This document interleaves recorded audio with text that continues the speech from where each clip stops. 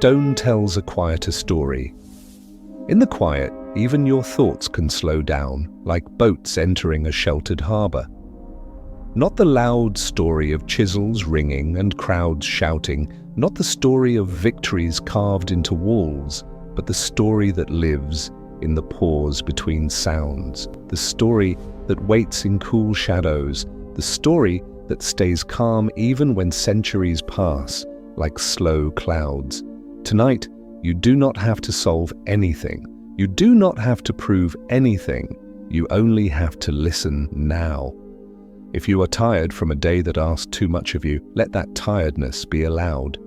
Maybe the day came in the form of meetings, traffic, messages that would not stop, and the small invisible pressure of needing to be on. Let all of that loosen now. Let it rest on the pillow. Let it soften in your shoulders. Let your jaw unclench. Let your forehead smooth. Imagine the room around you dimming into a gentle blue. Imagine the air becoming a little quieter, as if the world is turning its volume down for you. Somewhere far from your bed, across deserts and mountains, there are stones that have been waiting longer than any worry you have carried. They are shaped, moved, and fitted with a precision that can feel almost unreal when you first see it. But the stone itself does not beg for drama. It does not point to miracles. It simply holds its form and invites a slower kind of attention. Time, gravity, abrasion, human attention. These simple words can become a soft rhythm like breathing, time, gravity, abrasion. Tonight, we will follow that rhythm not as a lecture but as a gentle journey. We will step into two quiet places that can hold your mind without demanding it run.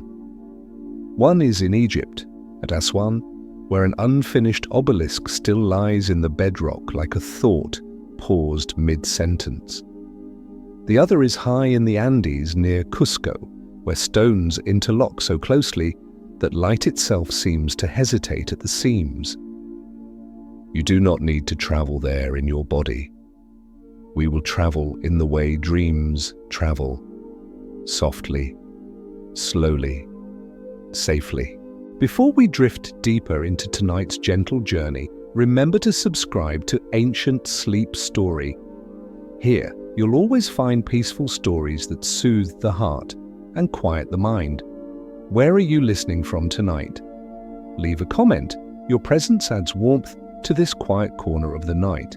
And if you would like to add one more small warmth to this calm corner, please leave a peaceful comment below so that God may bless you. If tonight's story reminded you of a beautiful memory, feel free to share it below. Here, no one rests alone. Every story from the past is a soft lantern in the dark, gently lighting our way tonight. If this story brought you calm, leave a gentle comment for yourself. Don't forget to subscribe for more peaceful nighttime journeys. Now let all those words settle like dust in a sunbeam. You do not have to do anything else. You can simply be here. Picture a museum at night, not the busy museum of daytime with footsteps and school groups and bright voices bouncing off glass. This is the museum after closing, when the last guard has walked past, when the lights are lowered to a honeyed glow, when even the air seems to move more slowly. In this museum, there is a long hall devoted to stone. Not the glittering stones of jewelry, but the stones that once held up roofs, guided water, marked the edges of a city, or carried a name into the future. The hall is quiet enough that you can hear your own breath in your imagination. Along the walls there are photographs and gentle drawings, not sharp diagrams, just soft shapes. There are close images of joints where two stones meet so well that the line between them looks like a pencil mark. There are images of quarry trenches, long and smooth, as if something patient had passed over the rock again and again. There are images of a sledge on sand, a thin stream of water poured ahead, and the heavy weight sliding forward in a controlled, almost cradle-like motion. You walk slowly, as if your feet have learned the rhythm of the place. Your steps are quiet on the floor, Each one arrives and then fades. You do not hurry, because there is nowhere to get to. This is not a race, this is a room for noticing. At the center of the hall, under a pool of warm light, there is a stone block set on a low platform. It is not enormous, it is not even famous, yet when you look at its surface, you feel something in your body loosen. The stone is cool in the mind and the edges are softened, as if time has been kind to it. If you reached out, you could imagine the sensation. Smooth where hands once wanted smoothness, slightly rough where the surface did not need to be perfect. The stone carries the touch of choice.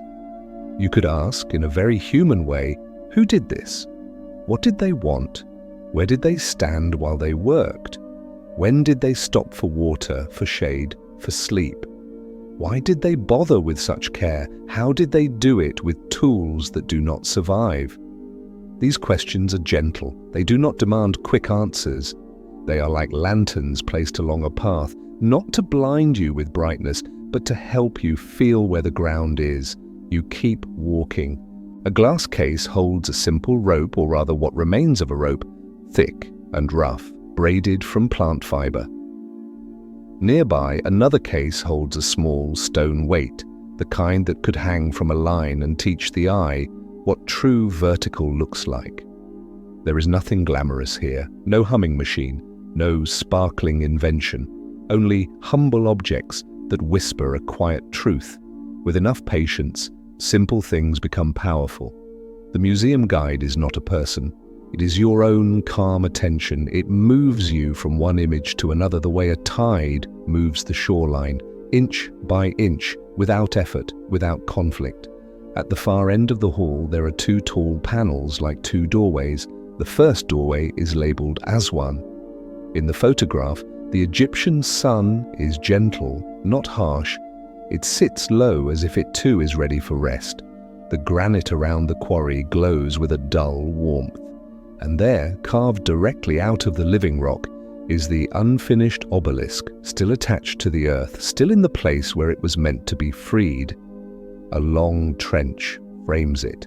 The trench walls are marked with grooves that look more like the work of steady motion than sudden blows.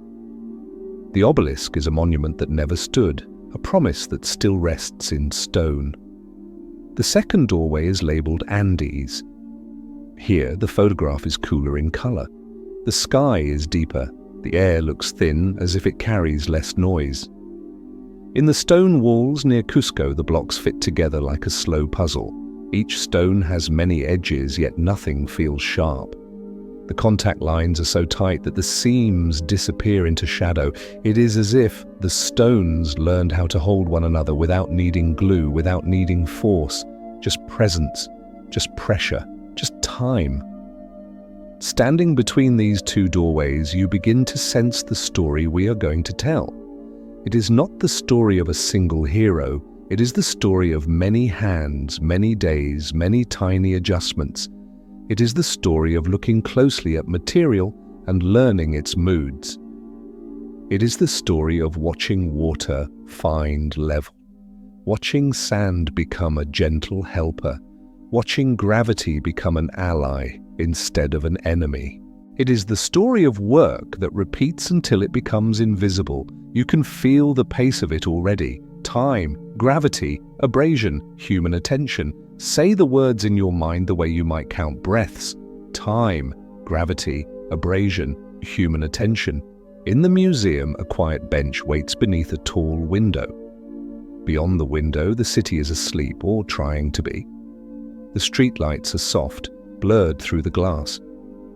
You sit down, and in your imagination, the stone hall becomes even quieter, as if sitting is a permission slip. You close your eyes for a moment. When you open them again, you are not in the museum anymore. You are outside, and the night is wide. A warm wind moves over sand, slow enough to feel like a hand passing gently above your skin. The air smells faintly of dry earth and distant water. Somewhere a bird calls once, then becomes silent.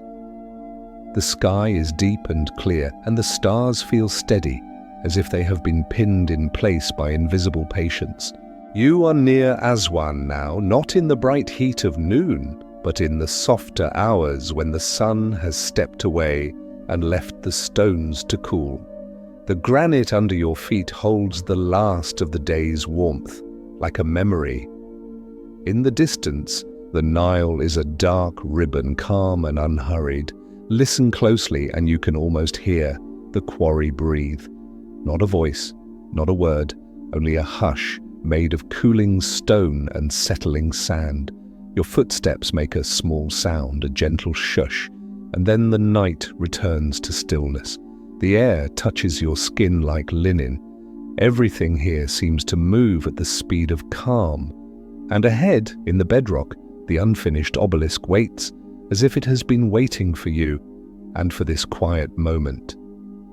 You take one slow breath, and the story begins to move, the way a heavy stone moves, not by rushing, but by yielding to the smallest, most careful shift. The night in Aswan does not rush. It arrives the way a cool cloth arrives on the forehead, quietly, with relief. The heat of the day loosens its grip, and the stone begins to exhale what it held.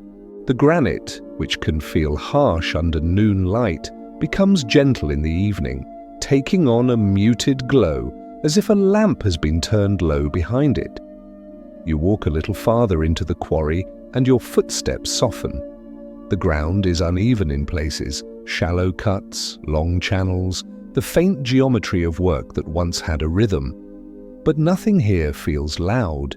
Even the evidence of effort has a kind of calm to it, like waves that have already finished breaking and are now simply sliding back into the sea.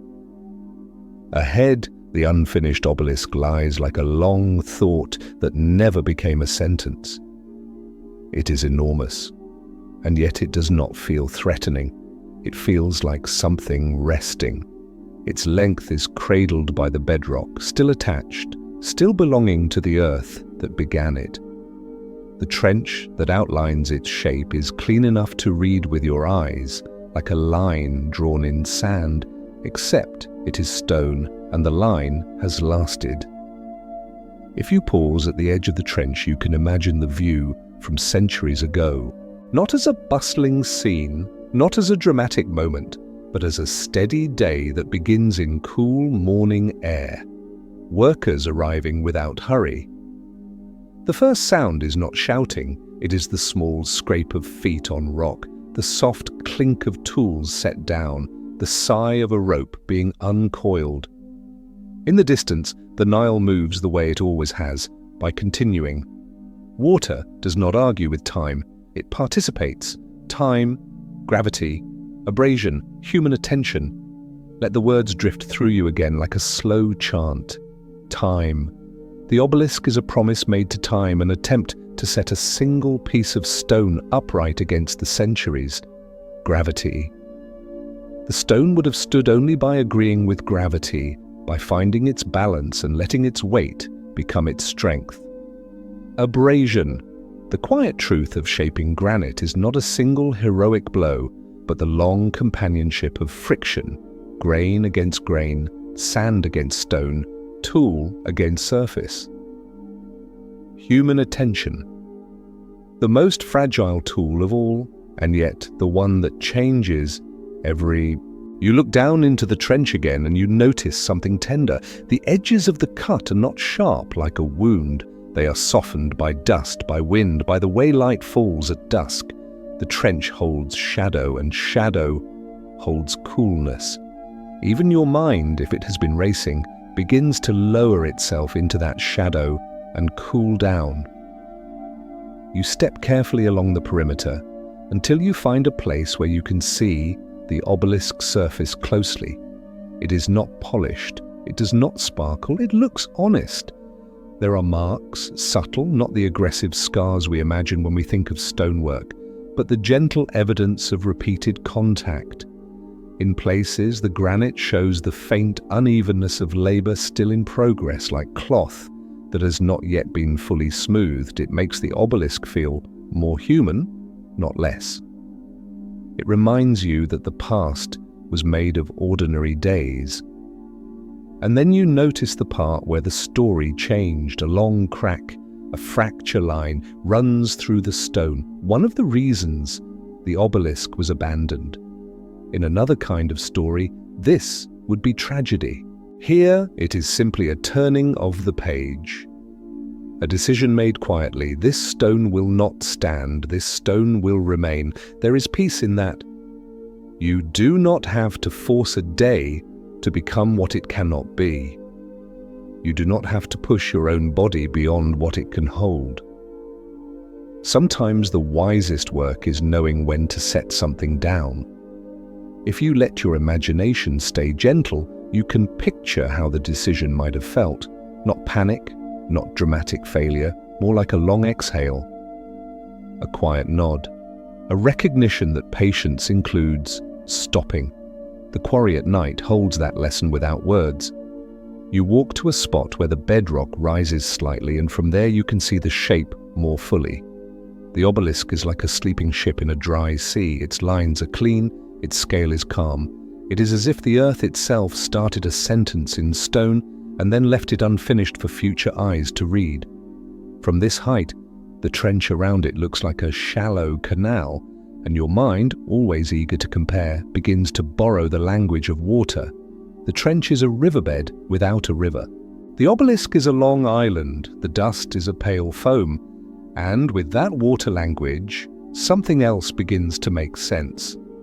Because water, in this story, is never far away. Not just the Nile beyond the quarry, not just the memory of floods and irrigation. Water is also a tool, the kind of tool that does not announce itself. A thin line of water in a shallow dish can reveal level more honestly than any proud measurement. A wet layer of sand can change friction and turn struggle into glide. A damp surface can carry a whisper of coolness into overheated hands. The old world knew this, and the knowledge was not mysterious. It lived in bodies and habits. Somewhere in the near past of this place, you can imagine a small scene, a worker dipping a palm into a clay bowl, letting water trickle along the rim, watching how it settles. Another worker stretching a rope, taut between 2 points, not as a symbol, but as a simple promise of straightness. A small stone weight hangs from a line and points quietly down, always down, never lying. No speeches, no diagrams, just the calm certainty that if you keep checking, if you keep adjusting, the stone will gradually agree with your intention. This is how many beautiful things are made. Not in a sudden spark, in the repetition that becomes a lullaby. You let your breathing slow and the quarry becomes even softer. In the distance, there is the faintest sound, like sand shifting under a breeze. It is not a harsh sound, it is a gentle, granular hush. Shh, like someone asking the world to be quiet so you can rest. If your mind wanders toward questions again, how did they cut so straight? How did they shape something so huge? You can let the questions exist without grabbing them. You can hold them like small pebbles in your hand, smooth, cool, not heavy, because tonight we are not here to win a debate with the past. We are here to feel the pace of it, the pace that the stone requires, the pace that the body can trust. Time, gravity, abrasion, human attention. Say it again, softer. Time, gravity, abrasion, human attention. Now imagine the day that might have been planned. The day the obelisk would have left the quarry. It would not have been chaos, it would have been careful. The stone would have been lifted with the humility of knowing its weight. Teams would have moved as one, not because someone shouted, but because the rhythm was practiced. Rope would have creaked gently. Wood would have groaned quietly. Sand would have accepted footprints and then smoothed them away. And perhaps the most soothing detail of all is this: movement would have happened by inches. A nudge, a pause, a check, a nudge, a pause, a check. Like rocking a cradle. You can almost see it. The heavy load on a sled, the path prepared, the surface dampened. Someone pours water ahead, and the sand darkens for a moment, becoming a different texture, less resistant, more cooperative. The sled slides forward with a slow certainty, not a jerk, a glide. It is not magic, it is kindness to physics. And when you see it this way, the past becomes less like an impossible riddle and more like a patient craft, something you could understand with your senses, even if you never touch a single stone. You step down again and come closer to the obelisk's side, where the shadow is coolest.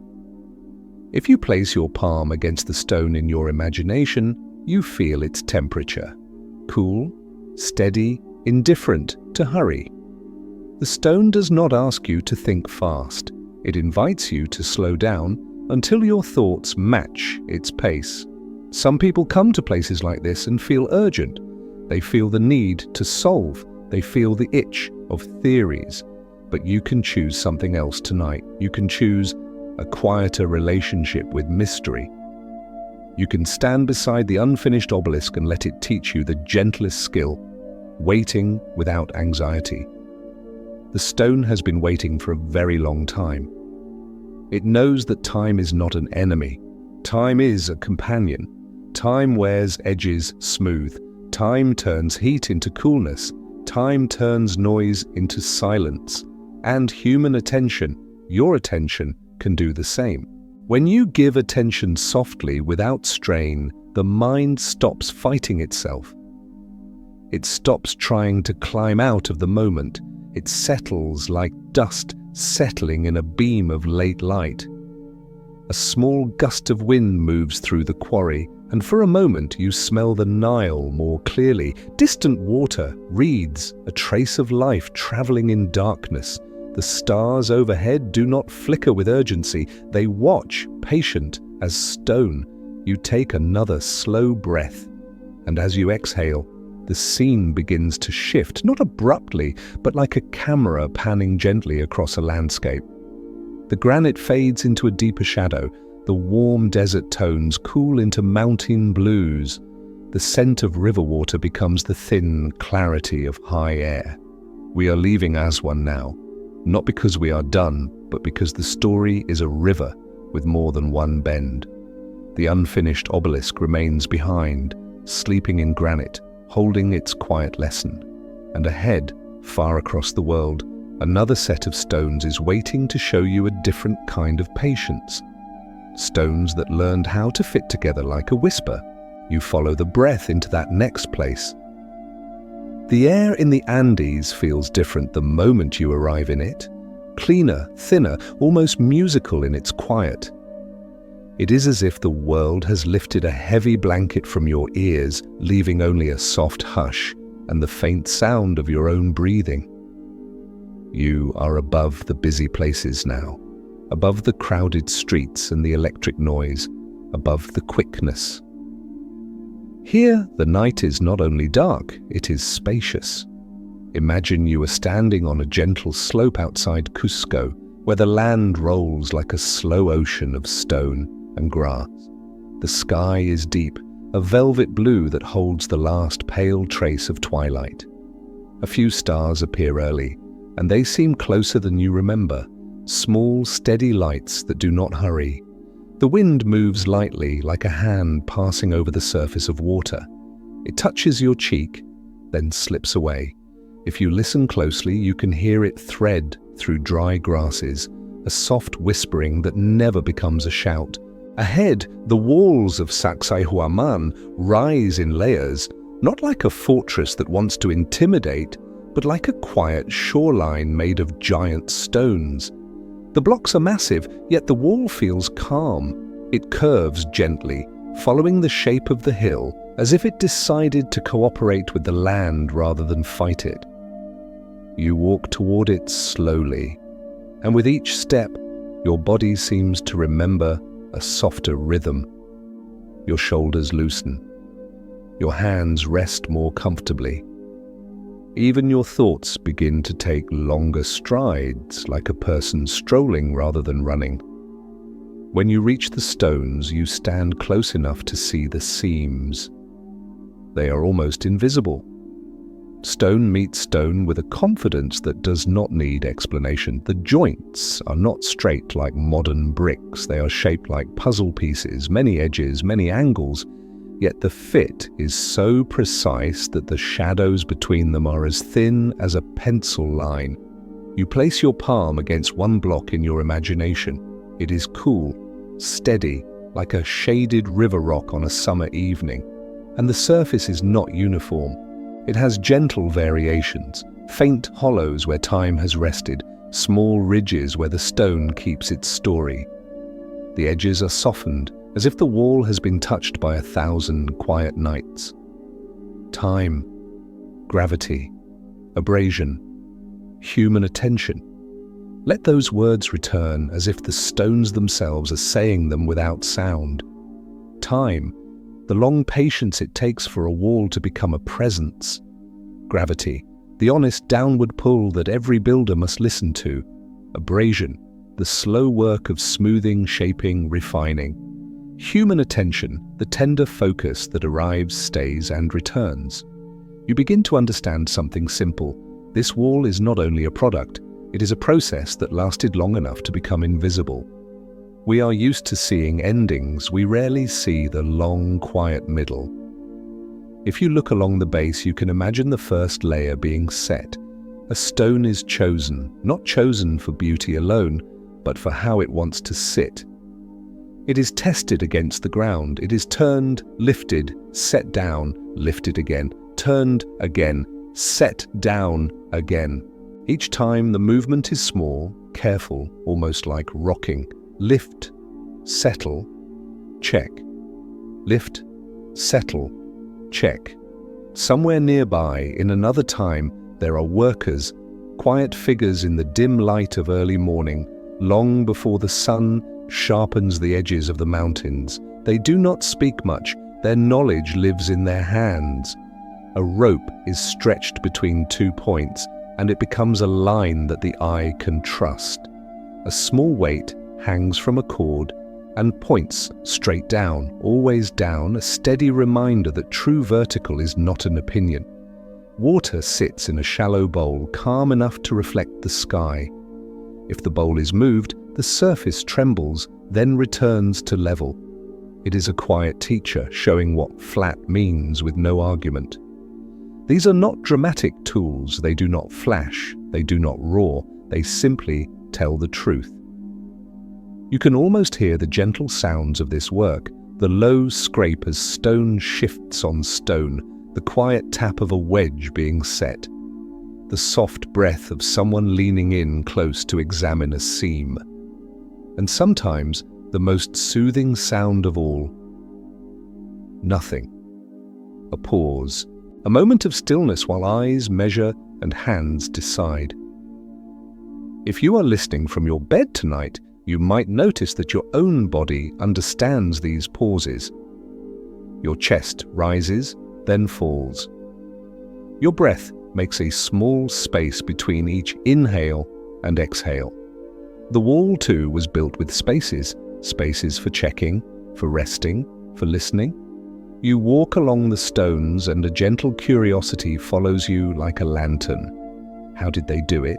Not as a demand, just as a soft wonder. You do not need lost machines to answer. You do not need impossible secrets. You need only the patient partnership of simple forces: time, gravity, abrasion, attention.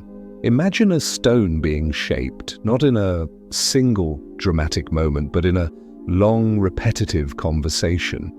Sand, fine, gritty, ordinary, becomes a helper. When rubbed between two surfaces, it turns into a quiet blade. It is not a knife that cuts in one stroke. It is a whisper that repeats until the stone agrees. A worker kneels close, sprinkling sand where two stones will meet. Then, with slow movement, the stone is slid against another, back and forth, back and forth. The sound is soft, like a dry brush on paper. It is steady, almost hypnotic. Back and forth, back and forth. Now and then water is added, not as magic, but as mercy, cooling dust, carrying grit, helping the abrasive grains do their patient work. The mixture becomes a paste, and the paste becomes a quiet tool. And because the work is slow, the mind can remain calm. There is no rush that sharpens fear. There is only the next small adjustment. Set, lift, adjust, set, lift, adjust. And this repetition does not feel like boredom, it feels like devotion. And devotion, when it is gentle, becomes soothing to witness. If you have spent your days in modern speed, where everything must be solved quickly, where messages expect immediate answers, then this ancient pace can feel like medicine. Here, no one is punished for moving slowly. Here, slowness is how safety is made. A stone that moves slowly is easier to control than a stone that moves fast. A thought that moves slowly is easier to hold than a thought that races. You stand at the wall and let that idea settle. Maybe you even let your breath lengthen by one small count. In and out. The wind shifts, and for a moment you catch the scent of grass and cold earth. The world feels safe in its steadiness. You look back at the seam between two stones, so close that a blade could not slip through, people say. But tonight, you do not need the blade. You do not need proof. You only need the feeling of closeness, the sense that two separate things can meet with almost no gap. The wall continues along the hill, and you follow it until the path turns slightly. The stones catch a different angle of moonlight now. A pale sheen rests on their surfaces, like water on dark sand. Somewhere behind the wall, you imagine a small workyard, simple and orderly. No bright banners, no hurry, only the quiet arrangement of what will be needed. A few wooden levers rest on the ground like long arms waiting to help. Wedges sit in a shallow basket. A coil of rope lies in a loose circle, its fibers smelling of earth. Nearby, a basin of water catches a slice of moonlight, and the surface holds the moon. If you listen in your mind, you can almost hear the rhythm of preparation, a rope sliding through a hand, a knot pulled snug, a foot testing the earth. Then the softest instruction of all, silence, because in careful work, silence is a tool. It lets ears notice small changes, the sound of stones settling, the tiny shift that means stop, the pause that keeps everything safe. And while they work, the mountains keep their own slow music. Wind moves through distant trees. Above, the stars seem to hold still, and the wall beneath them feels less like a puzzle and more like a calm agreement. Stone agreeing with stone, hands agreeing with gravity, attention agreeing with time. If your mind tries to rush ahead to explanations, you can let it soften. Tonight, you do not have to reach the end of the thought. You can simply watch one small step at a time, the way you watch your breath, arriving and leaving, arriving and leaving. And as you keep walking, you begin to sense the next part of our journey approaching, because these stones did not only need to be shaped, they needed to be moved. Far away from this wall, in quarries and riverbeds, stones were chosen, cut, and then guided across land. Not dragged in chaos, but carried by systems that respected weight and friction, that worked with gravity instead of fighting it. In the distance, you imagine a path, packed earth, perhaps softened with damp sand. You imagine ropes laid out neatly, not tangled. You imagine teams moving with one shared rhythm like a slow song, and you can almost hear it, the creak of fiber, the hush of feet, the quiet slide of something heavy moving just a little closer to where it belongs. You pause, resting your hand against the stone one last time. It is cool, it is patient, it is enough. Time, gravity, abrasion, human attention. We will follow those words into motion now, into the gentle mechanics of ancient travel. Water on sand, rope under steady hands, weight that becomes manageable when moved inch by inch. And you will not need to stay awake to understand it. You will only need to drift with it. The first movement is always smaller than you expect. Before a stone travels across a desert, before it becomes a wall, a pillar, a promise, it begins with a quiet decision. Not to fight its own weight, but to guide it. In the old world, they learned this not from books, but from shoulders, palms, and the slow honesty of gravity. Tonight, we will watch that guidance the way you might watch a tide, with patience, without needing to count the minutes.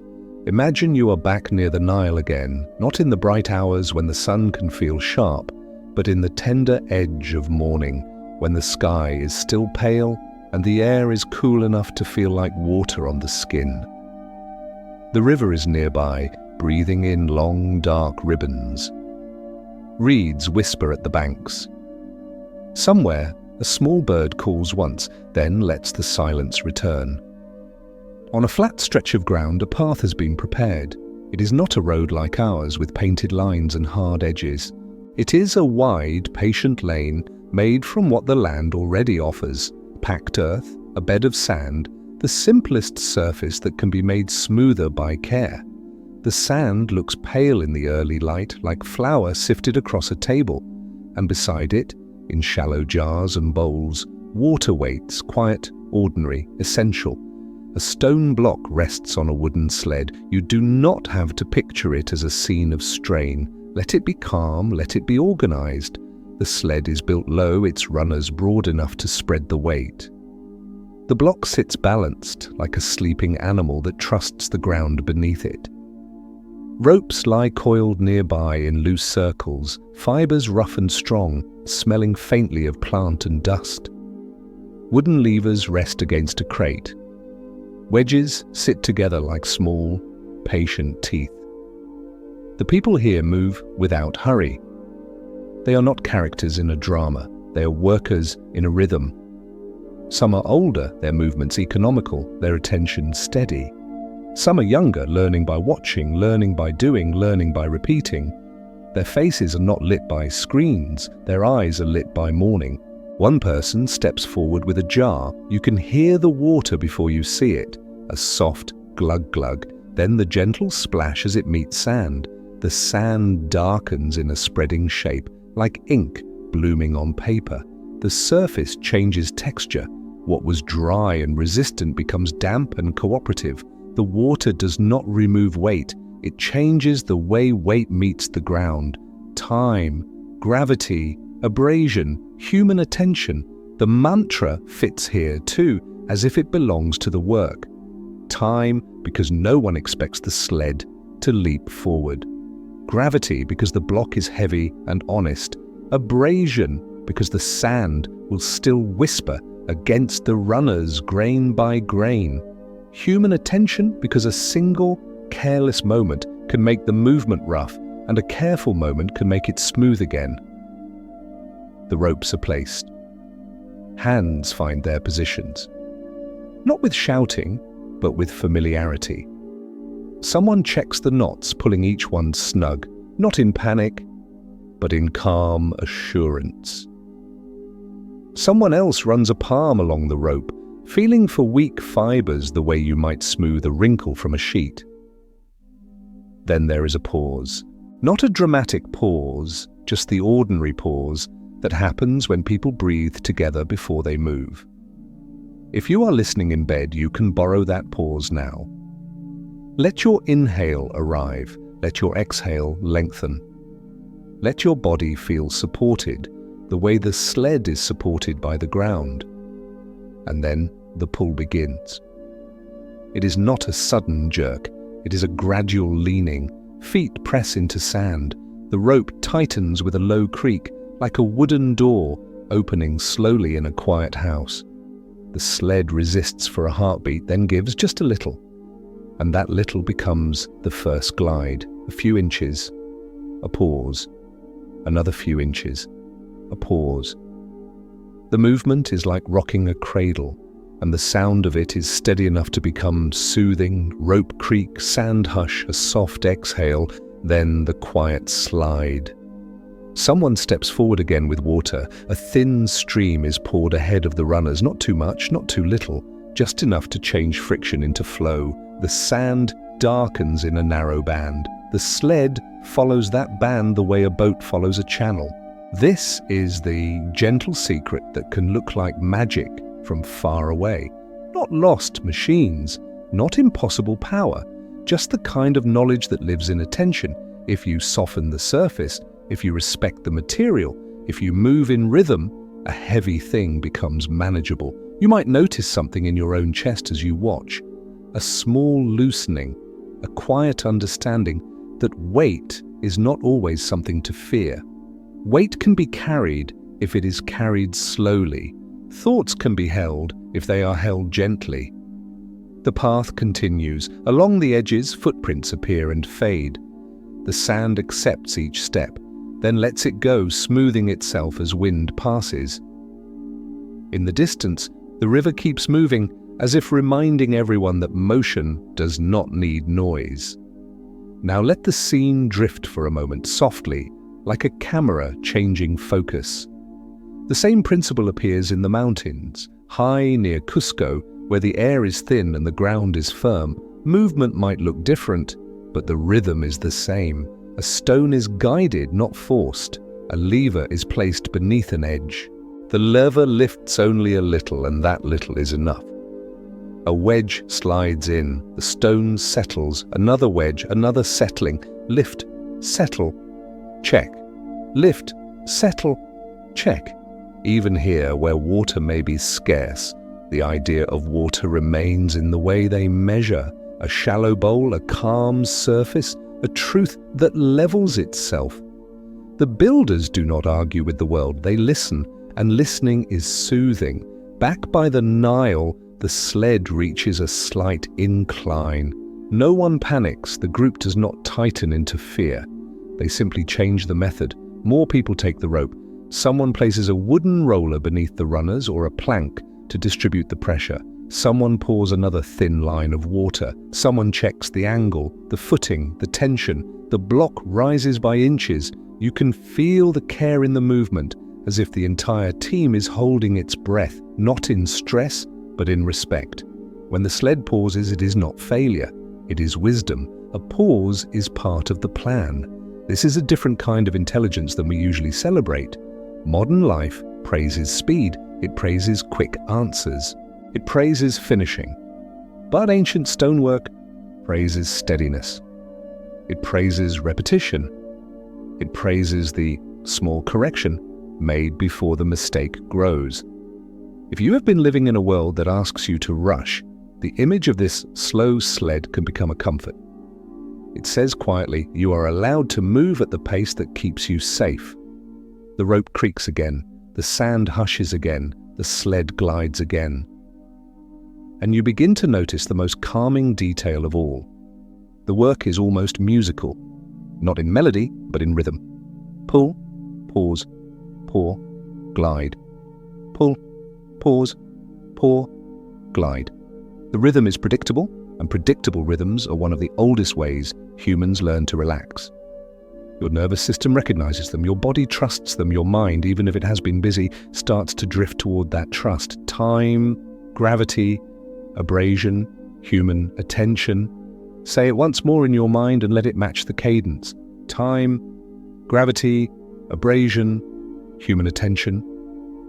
Now imagine the stone reaching its resting place for the day. Not the final destination yet, just a calm stopping point. The sled is eased to a halt. Wedges are placed so it cannot slip. Ropes are loosened and coiled again. Hands shake out, not in exhaustion, but in release. Someone drinks water, someone wipes dust from their forehead. Someone laughs softly, not loud enough to break the morning, just enough to remind the group that even serious work can be gentle. The sun rises higher, the sand warms, the river glitters, and the stone, still on the sled, waits in patience, as if it understands that moving slowly is not delay, moving slowly is care. If you are growing sleepy now, let that sleepiness be welcome. You do not have to stay with the story the way you stay with a task. You can let the story carry you the way the sled carries the stone, supported, guided inch by inch, because soon we will come to the part that feels like discovery, not a shocking revelation, but a soft one. We will notice what disappears. The ropes will fray and vanish. The wedges will rot and become dust. The water will evaporate. The wooden sled will break down and return to the earth. And when all those gentle tools are gone, only the stone will remain silent and complete, making us wonder how it was ever possible. But tonight, we will remember. We will remember that the secret was never loud. It was always simple, always patient, always human. And as you rest, as your breath deepens, the scene begins to dim again, as if the sky is drawing a blanket over the workyard. The sounds fade first, the rope, the sand, the water, until only the quiet remains. And in that quiet, the next thought arrives like a feather. Somewhere, a lamp is lit, an oil flame, small and steady. It turns the sand amber, and the stone's shadow stretches long like a quiet river of darkness. A plumb line hangs from a simple frame, swaying once, then finding stillness. Someone touches the rope lightly, then lets go. The line points down, always down, and the workers nod, satisfied. Even their certainty is gentle, as if it could whisper you to sleep. There are things we do not need to solve in one night. By day, the workyard carries the color of sand and sun. By night, it carries the color of breath. The stone stays where it is left, heavy and calm, as if it has learned the oldest lesson of sleep. If you are supported, you may let go. Around it, the smaller things begin to disappear into darkness, not because anyone hides them, but because that is what night does. It softens edges, quiets details, and turns effort into rest. Imagine the camp near the river after the sled has been secured. A few lamps glow low, their flames sheltered from the wind. The jars that held water sit with their mouths open, cooling. The ropes are loosened and coiled, not tight, not tense, just resting in wide circles on the ground, like sleeping animals curled up in the sand. A person kneels beside the rope and runs their fingers along the fibers, not counting, not measuring, only feeling. A rope, after all, is a small miracle made of ordinary things, plant strands twisted together until they become strong enough to hold weight. It is strength borrowed from repetition. Time, gravity, abrasion, human attention. Time will be the first to claim the rope. Not tonight, not tomorrow, but steadily. Fibers dry, fibers crack. Fibers fray at the places where hands pull, most often, where tension sings. And then one day, the rope returns to dust as quietly as it came. You can picture that return without sadness. It is simply the way the world keeps itself balanced. Wood returns to earth, water returns to air, rope returns to soil, and stone remains. This is why the past can look impossible when we meet it in museums. We see the stone, we do not see the rope, we see the wall, we do not see the wooden wedge that held a corner while someone checked the seam. We see the polished face of a block.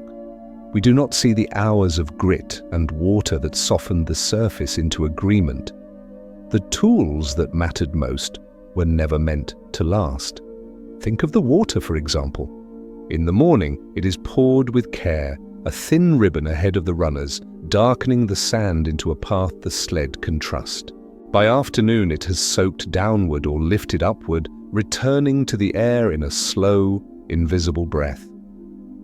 No one can point to the exact moment it leaves. It is simply gone, and the sand is pale again, as if it was never changed.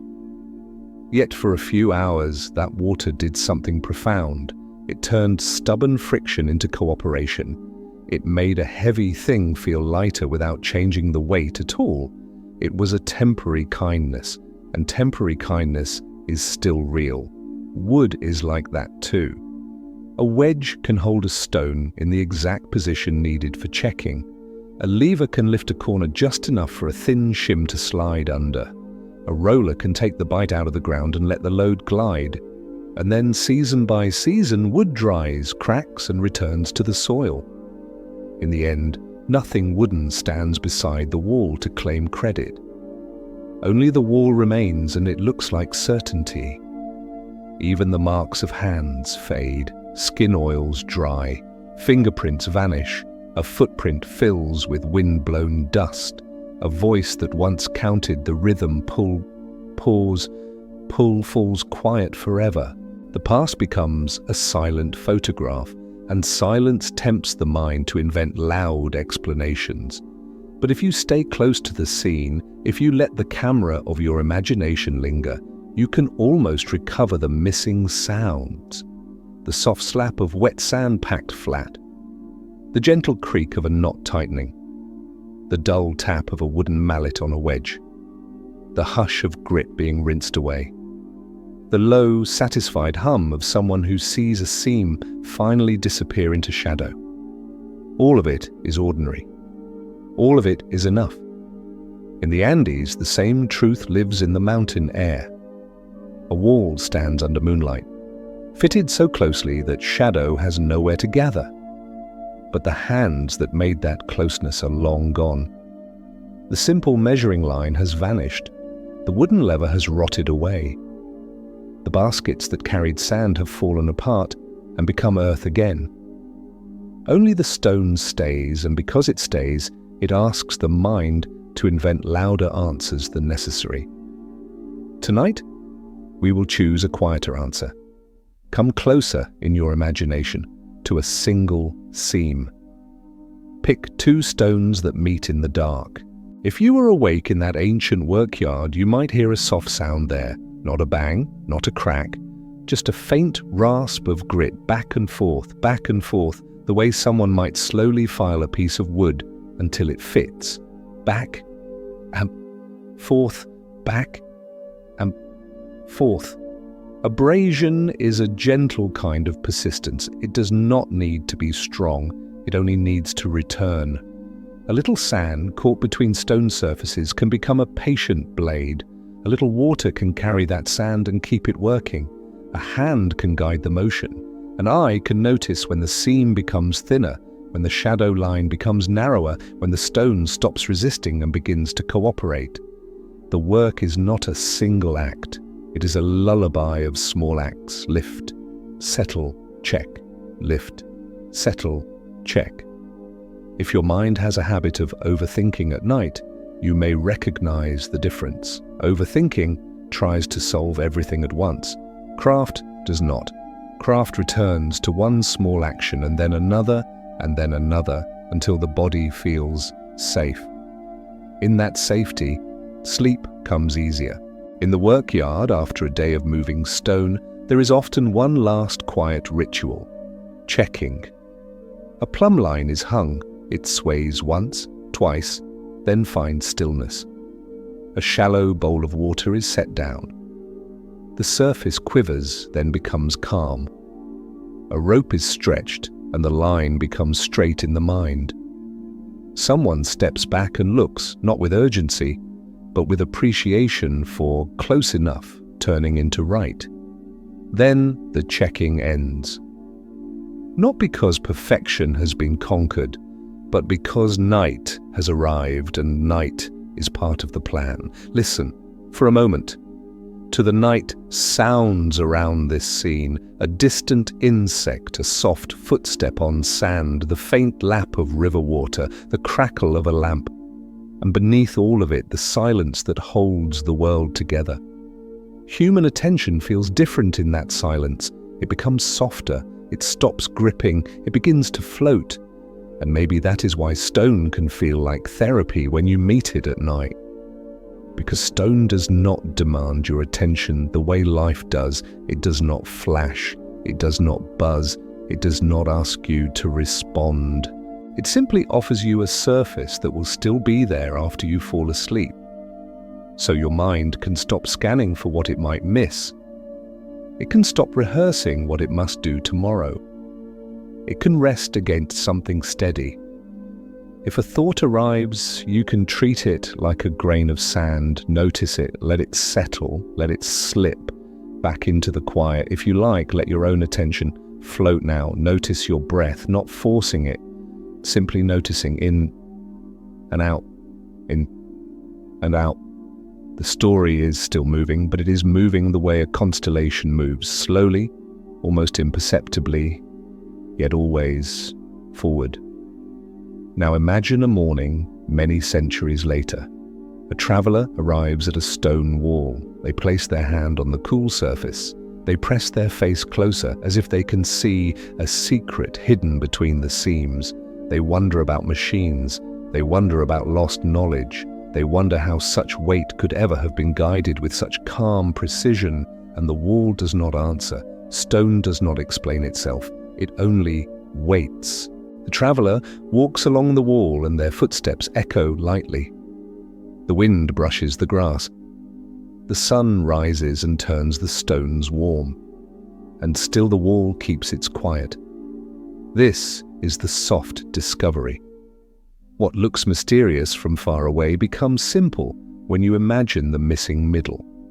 The missing middle is made of vanishing things: rope, wood, water, grit, breath, repeated motion, shared rhythm. The missing middle is made of days that did not need to be remembered because they were ordinary. In a way, this can be comforting because your own life is mostly made of missing middles, not the dramatic beginning, not the clean ending, but the long, quiet stretch of days in between where you do small things again and again, and sometimes you do not notice how much those small things are building. You breathe, you try, you adjust, you rest, you return. Time, gravity, abrasion, human attention. Maybe you can let that mantra belong to your night too. Time, because this moment will pass, and that is okay. Gravity, because your body is allowed to be heavy on the bed. Abrasion, because the sharp edges of the day can be softened by repetition and rest. Human attention, because you do not need to hold it tightly, you can hold it gently. In the camp, the lamps dim. A jar is covered. A rope is gathered. Someone lies down near the warmth of stone that still holds a trace of sun. The night air cools the skin. The stars steady themselves above as if they are also checking alignment, also finding level. And in the quiet you can sense the journey continuing, not with strain but with patience, because tomorrow the stone will move again, not with drama, with rhythm. And somewhere beyond this camp, beyond this wall, beyond this night, there is a place where the movement becomes almost invisible, the final fitting, the moment when stone meets stone and the seam becomes a whisper. We will drift there next, following the smallest sounds, the rope, the sand, the water, until even those sounds fade and only stillness remains. There is a particular kind of quiet that only appears when two surfaces finally agree. It is not the quiet of emptiness. It is the quiet of completion, like the moment a door closes gently and the latch clicks without force, or the moment a wave finishes its long journey and lays itself down on sand. Tonight, we return to the place where that quiet is made. Imagine the workyard again, simple and orderly, the ground swept smooth, the tools arranged as if someone cared about calm. The air is early morning cool, the sky is a soft grey blue that holds the last star or two, still visible if you know where to look. A stone block waits nearby. It is not yet part of a wall, it is not yet famous, it is simply heavy, present, patient. It sits on wooden supports that lift it slightly from the earth, so fingers can find its underside, so levers can slide in, so the block can be turned without sudden strain. Around it, people gather, not crowded, not chaotic. Just enough hands for the weight, just enough eyes for the seam.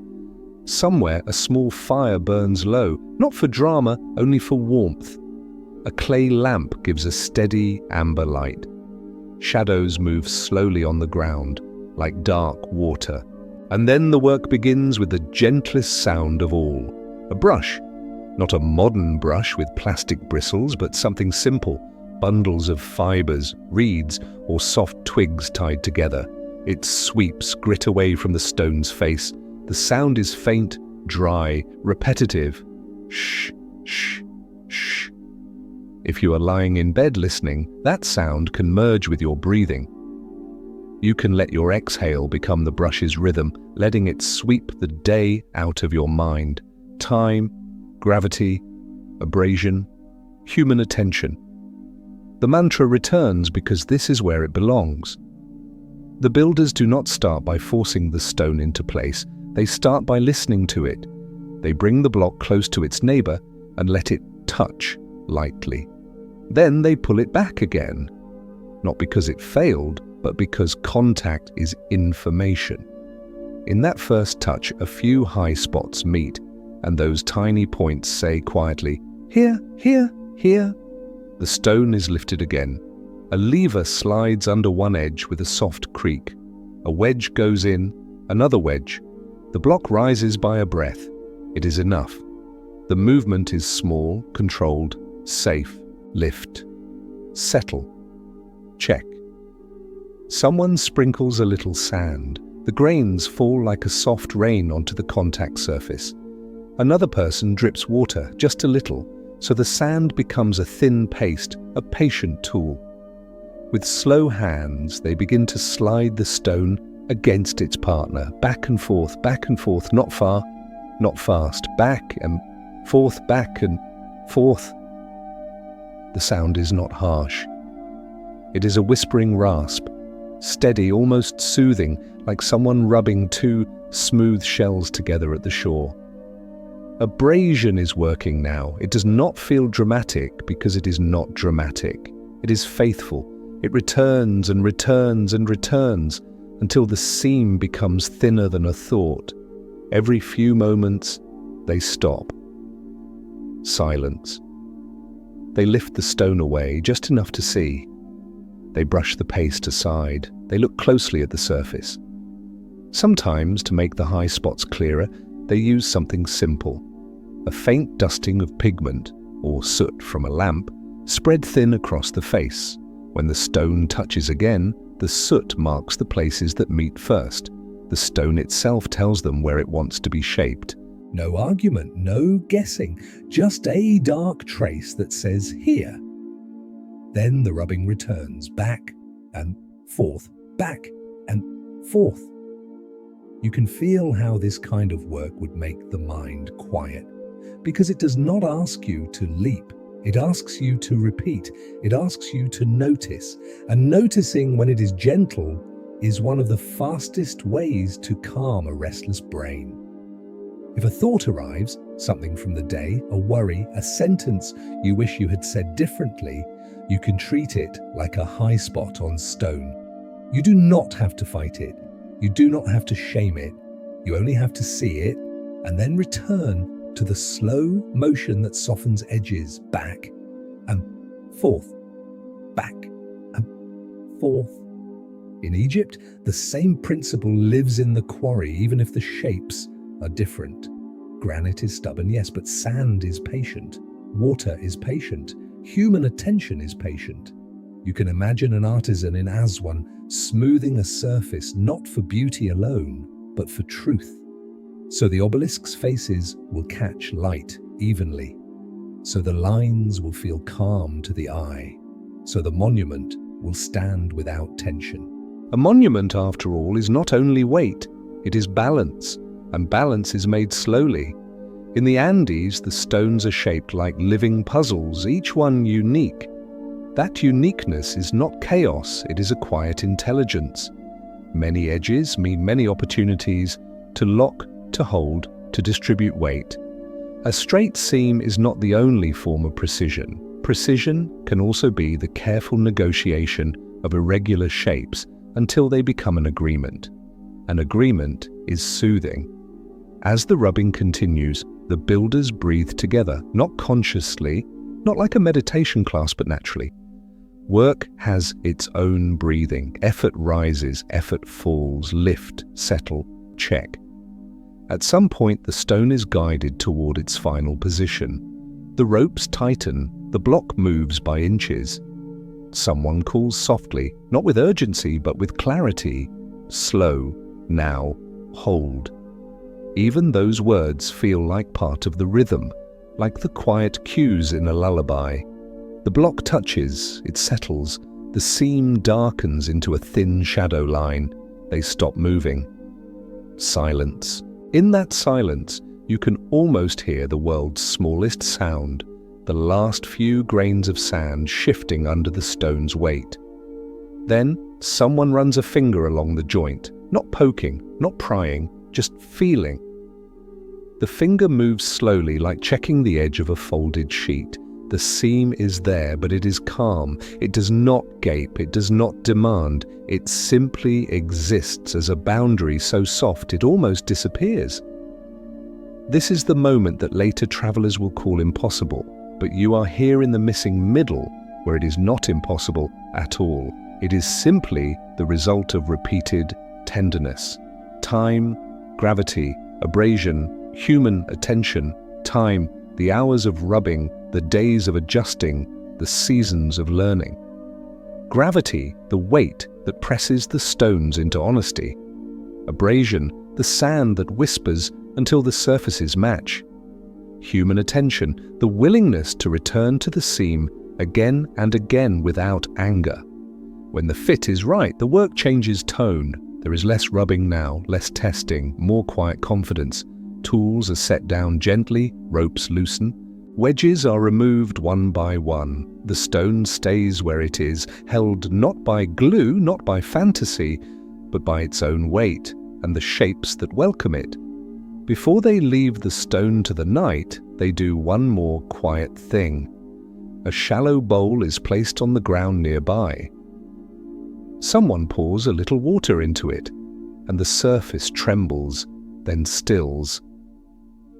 In that stillness, the sky appears, dim, upside down, a handful of stars floating in a small circle. Without speaking, they look at the water as if it is a gentle mirror that tells the truth. Level is level, even when no one is watching. A plumb line is hung beside the new seam. It sways once, then settles into a straight, calm point. The line does not insist, it simply returns to down. The builders let their eyes rest on it for a few breaths, the way you might rest your eyes on the edge of a candle flame when you are tired. Then, softly, a lamp is lifted and moved along the joint. The light slides across stone, and the seam becomes a thin river of shadow. In some places it disappears entirely, swallowed by darkness. In other places it returns for a moment, only to fade again when the angle changes. It is as if the seam is teaching a final lesson. What matters is not perfection in one harsh view, but calm from many gentle angles. Time, gravity, abrasion, human attention. They let the mantra settle inside them, and they let the stones settle outside them. A small breeze moves through the yard. Dust lifts, then settles. Someone steps back to look, and you can feel the shift in their posture. The shoulders drop. The chest softens. The body recognizes completion, the way a sleeping body recognizes a comfortable position. And if you are listening tonight, you can borrow that recognition. You can let your shoulders drop a little. You can let your tongue rest in your mouth. You can let your breath find its own pace. There is nothing to solve right now. There is only the quiet satisfaction of things that fit. In the distance, the river continues. In the mountains, the wind continues. Above, the stars continue, and the stones, whether beside the Nile or under Andean moonlight, continue in their patient way of being. They do not argue with the night. They do not demand that you stay awake. They simply hold their seam like a secret kept gently, and they invite you to do the same with your thoughts, to hold them softly, to let them settle, to let the sharp edges be worn smooth by time and rest, back and forth, back, up, forth. Even now you can imagine the motion, small and steady like rocking. And as the scene grows quieter, you may notice that your own mind is quieter too, because the seam that becomes a whisper is not only in stone, it can also be inside you, the place where your day ends and your night begins, the place where effort meets rest, and the boundary becomes soft enough that you can drift across it without noticing the exact moment you fall asleep. The stone has settled, not with a thud, not with a triumphant sound, but with a quiet confidence, like a book closing gently after the last page, like a blanket being pulled up to the chest. In the workyard, the lamp still burns low. Its flame leans slightly when the breeze passes, then stands upright again. Shadows glide along the ground, slow as dark water. The new seam between stones is almost invisible now, and the people who shaped it do not celebrate loudly. They simply pause as if they are listening to the moment after effort, and that pause, more than anything, is what makes this story feel like sleep. Because in modern life, pauses are rare. We fill them with scrolling, with noise, with the reflex to keep moving. We treat silence like a problem to fix. But here, beside the stone, silence is not a gap. Silence is a tool. Silence is where the body remembers it is safe. Time, gravity, abrasion, human attention. Let the mantra return softer than before, as if it is meant for the part of you that is already drifting. Time, gravity, abrasion, human attention. A worker bends to gather a wedge, lifting it as carefully as if it were fragile. Another rolls up a rope and lays it in a loose coil. Someone wipes grit from their palms with a cloth that smells faintly of smoke and river water. These are not dramatic gestures.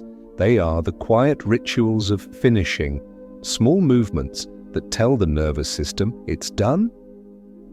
You can rest now.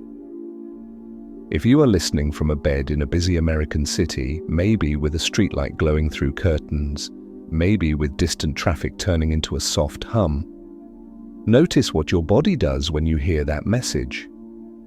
The shoulders loosen, the belly softens, the jaw releases. You do not have to hold yourself so tightly.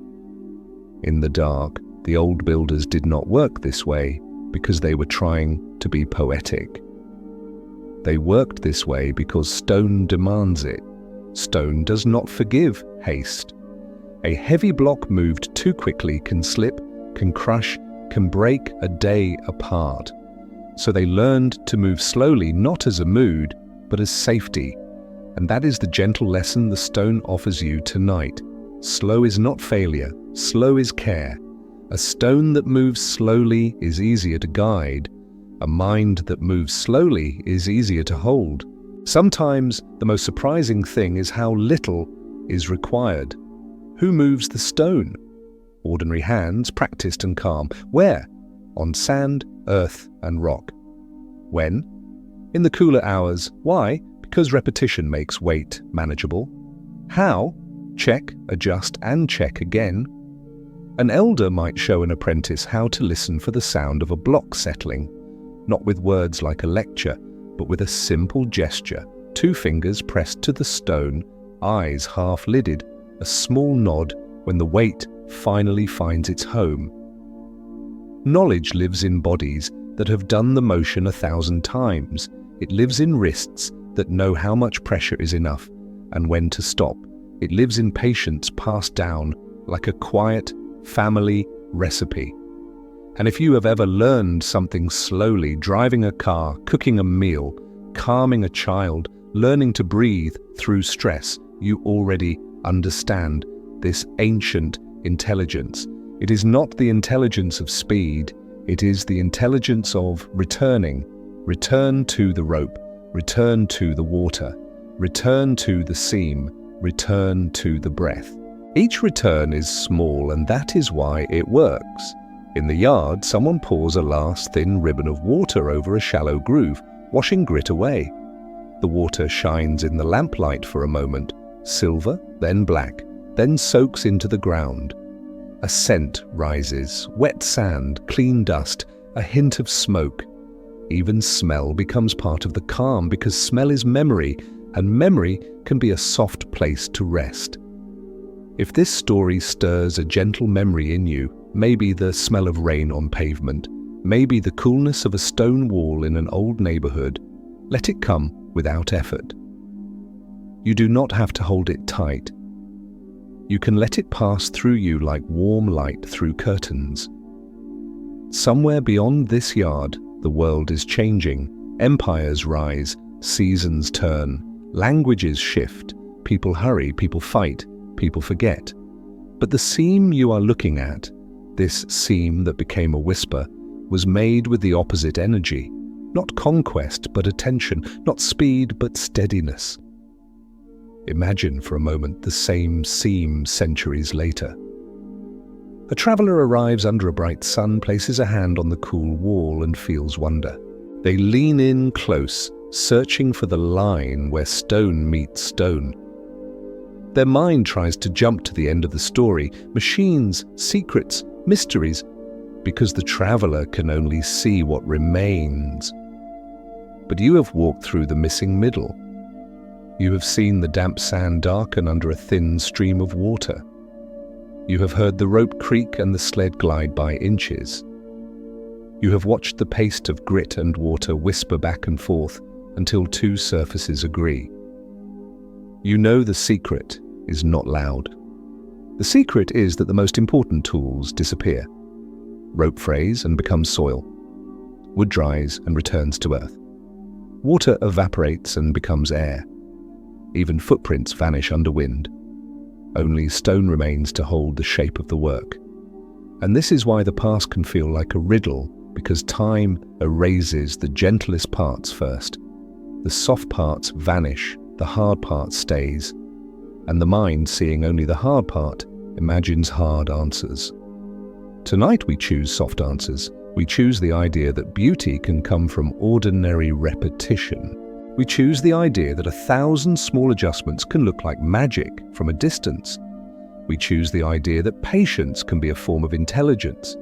If you've had a day filled with problems that needed quick solutions, let this be a different kind of night. Let this be a night where you do not have to solve the past or your life or yourself. Let it be enough to notice the rhythm that calms you, in and out. In the Andes, the air is colder, and the stone walls hold the last light of dusk like a memory. If you picture yourself there again, standing close to the massive blocks near Cusco, you might feel the same steady invitation. The seams are thin, the shapes are complex, yet the whole wall feels calm, as if it has been breathing quietly for centuries. In Aswan, the unfinished obelisk still lies in its trench, a monument that never stood. Yet it too feels calm, not because it succeeded, but because it rests. The crack that stopped the work became over time a kind of mercy. It turned effort into stillness. It turned a plan into a pause. And maybe you can let that idea hold you too. Not every plan has to be finished tonight. Not every thought has to be completed.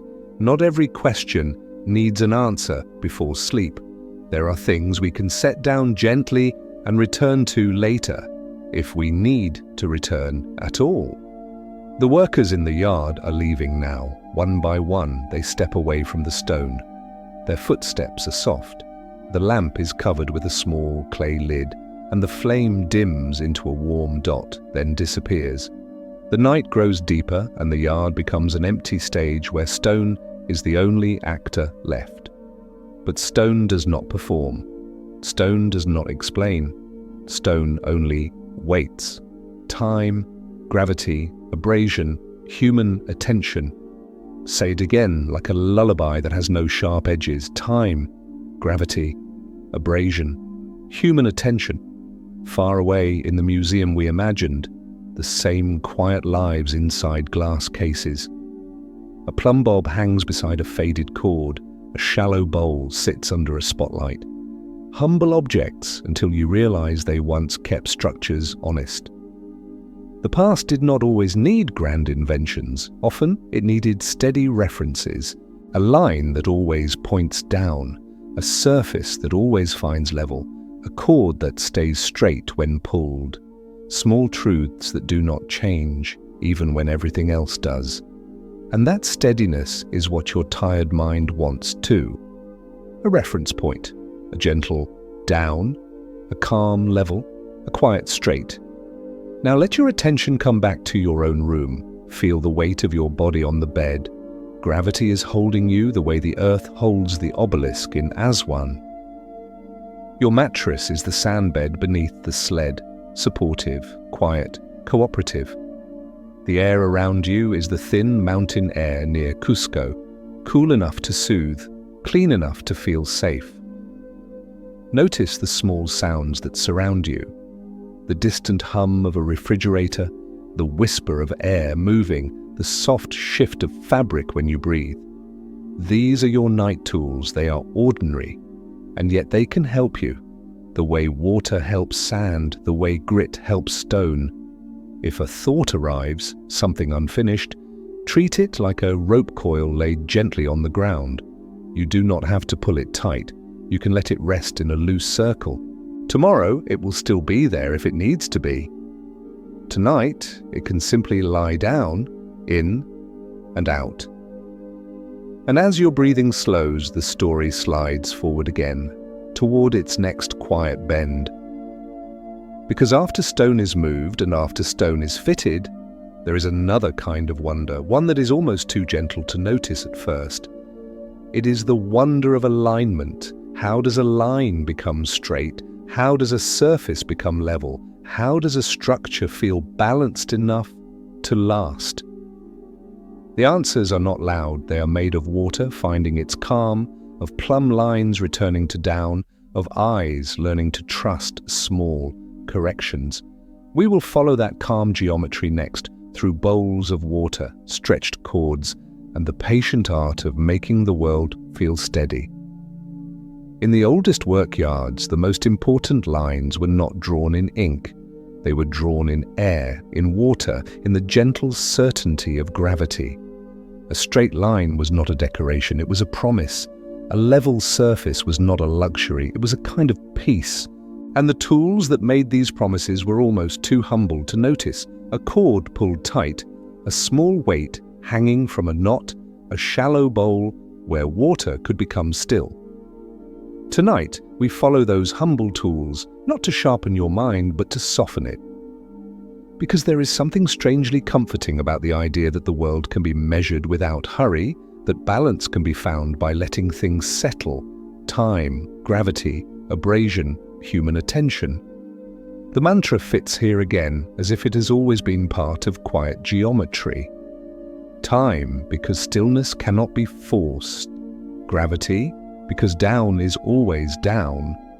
Abrasion, because even the sharpest edges can be softened when we stop fighting them. Human attention, because the gentlest focus is often the most accurate. Imagine the workyard at dawn. The air is cool enough that you can almost taste it, clean, faintly mineral. The ground is packed flat, swept with a simple brush of reeds. A few stones are set aside, waiting. A few wooden levers rest like sleeping arms. The light is not bright yet. It is the tender grey-blue that makes everything feel quieter than it will later. In the center of the yard, someone places a shallow bowl on the ground. It could be clay, carved stone, or a smooth, hollowed piece of wood lined carefully. It doesn't matter. What matters is the surface it holds. Water is poured in, slowly, respectfully. The stream makes a small sound, and the surface trembles with rings that widen and fade. For a few seconds, the water is restless, and then without being told, it becomes calm. The surface finds level the way your body finds a comfortable position when you stop trying so hard. It settles into a truth that does not require belief. It simply is. If you are listening in bed, you can borrow this moment. Let your breath arrive like the water. Let it ripple for a second, then settle. No effort, just allowing in and out. Now imagine a cord. A rope is useful for pulling, yes, but a cord pulled tight becomes something else. It becomes a line the eye can trust. Two stakes are set into the ground. The cord is tied at one end, then drawn taut to the other. Someone leans back slightly, feeling the tension, and ties it off. The cord hums faintly when it's plucked, like a low note that doesn't want attention. This is not music for a crowd, it is music for accuracy. The cord becomes a horizon. If you stand back and look, you can see immediately where a stone should align, where an edge should meet another edge without wandering. A straight line, after all, is soothing. It tells the mind, here is a boundary you don't need to argue with. In a world where so many things feel uncertain, a cord pulled tight can feel like comfort. Time, gravity, abrasion, human attention. And then, perhaps the most calming tool of all, a small weight, a stone or metal piece, smooth and dense, tied to the end of a thin line. It hangs from a wooden frame or from a hand held steady. At first, it sways gently, back and forth, like a pendulum that knows the rhythm of sleep. Back and forth, back and forth. Then the swaying slows. The line stops wandering and points down with quiet devotion. Down is not a theory. Down is a truth. If you've been living in your head all day, planning, worrying, replaying, this simple truth can feel like relief. You don't need to solve down. You can let it hold you. Feel your body on the bed. Feel gravity doing its patient work. You do not have to resist it. You can let yourself be heavy. In the yard, the builders use the plumb line without ceremony. They bring it near a stone that has been set. They watch how close the hanging line is to the stone's edge. If it is off, they don't scold the stone, they don't rush, they simply adjust by a sliver. A wedge slides in, a lever lifts. The stone moves by a breath. Lift, settle, check. Lift, settle, check. These are not only construction steps, they are nervous system steps too. When your mind is restless, you don't have to move it by miles. You can move it by a breath. A small adjustment, a gentle return, a soft check. Am I okay right now? Often the answer is quieter than you expect.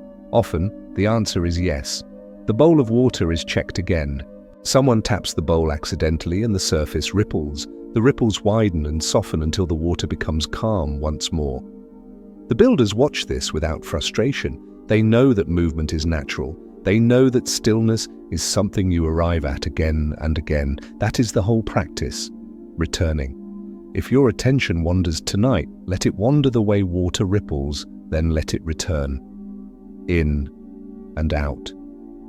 Now let the scene drift gently between two worlds, the way a dream moves without sharp borders. In the desert near the Nile, the ground is forgiving. Sand can be shaped and reshaped. The cord line can be moved as the sun shifts. The bowl can be set on a flatter patch of earth. Everything feels warm, patient, close to the body. High in the mountains near Cusco, the air is thinner and cooler. The ground is firmer. The same tools look slightly different, but their truth is the same. A plumb line still points down. Water still finds level. A cord pulled taut still makes a straight promise. And beneath both places, the same quiet desire exists to build something that feels balanced enough to last. We often think ancient building is only about strength, but so much of it is about calm alignment, about making weight sit where weight wants to sit, about letting gravity become a friend. When a stone is out of alignment, it feels tense, and the wall feels uneasy, the joints complain. Over time, cracks appear. So the builders check, not obsessively, but faithfully. They check with water. They check with string. They check with shadow and sunlight. They check with the small sounds a stone makes when it settles well. A good fit has a certain silence. You can hear it if you listen closely. The absence of scraping, the absence of shifting. A stone that is truly seated does not fidget. It rests. And rest is the goal tonight too. If you like, imagine that your thoughts are stones. Some of them sit well. Some of them are slightly tilted, pressing too hard on the edges of your attention. You don't have to throw them away. You don't have to build a new mind. You can do what the builders do, bring a gentle tool, a bowl of water, let your breathing become level. A plumb line, let gravity hold your body down. A chord, let one simple phrase become a straight line in the dark. Time, gravity, abrasion, human attention. Time, this night will pass. Gravity, you are supported.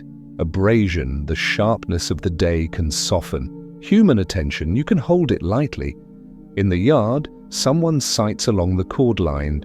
They close one eye, not in tension, but in simplicity.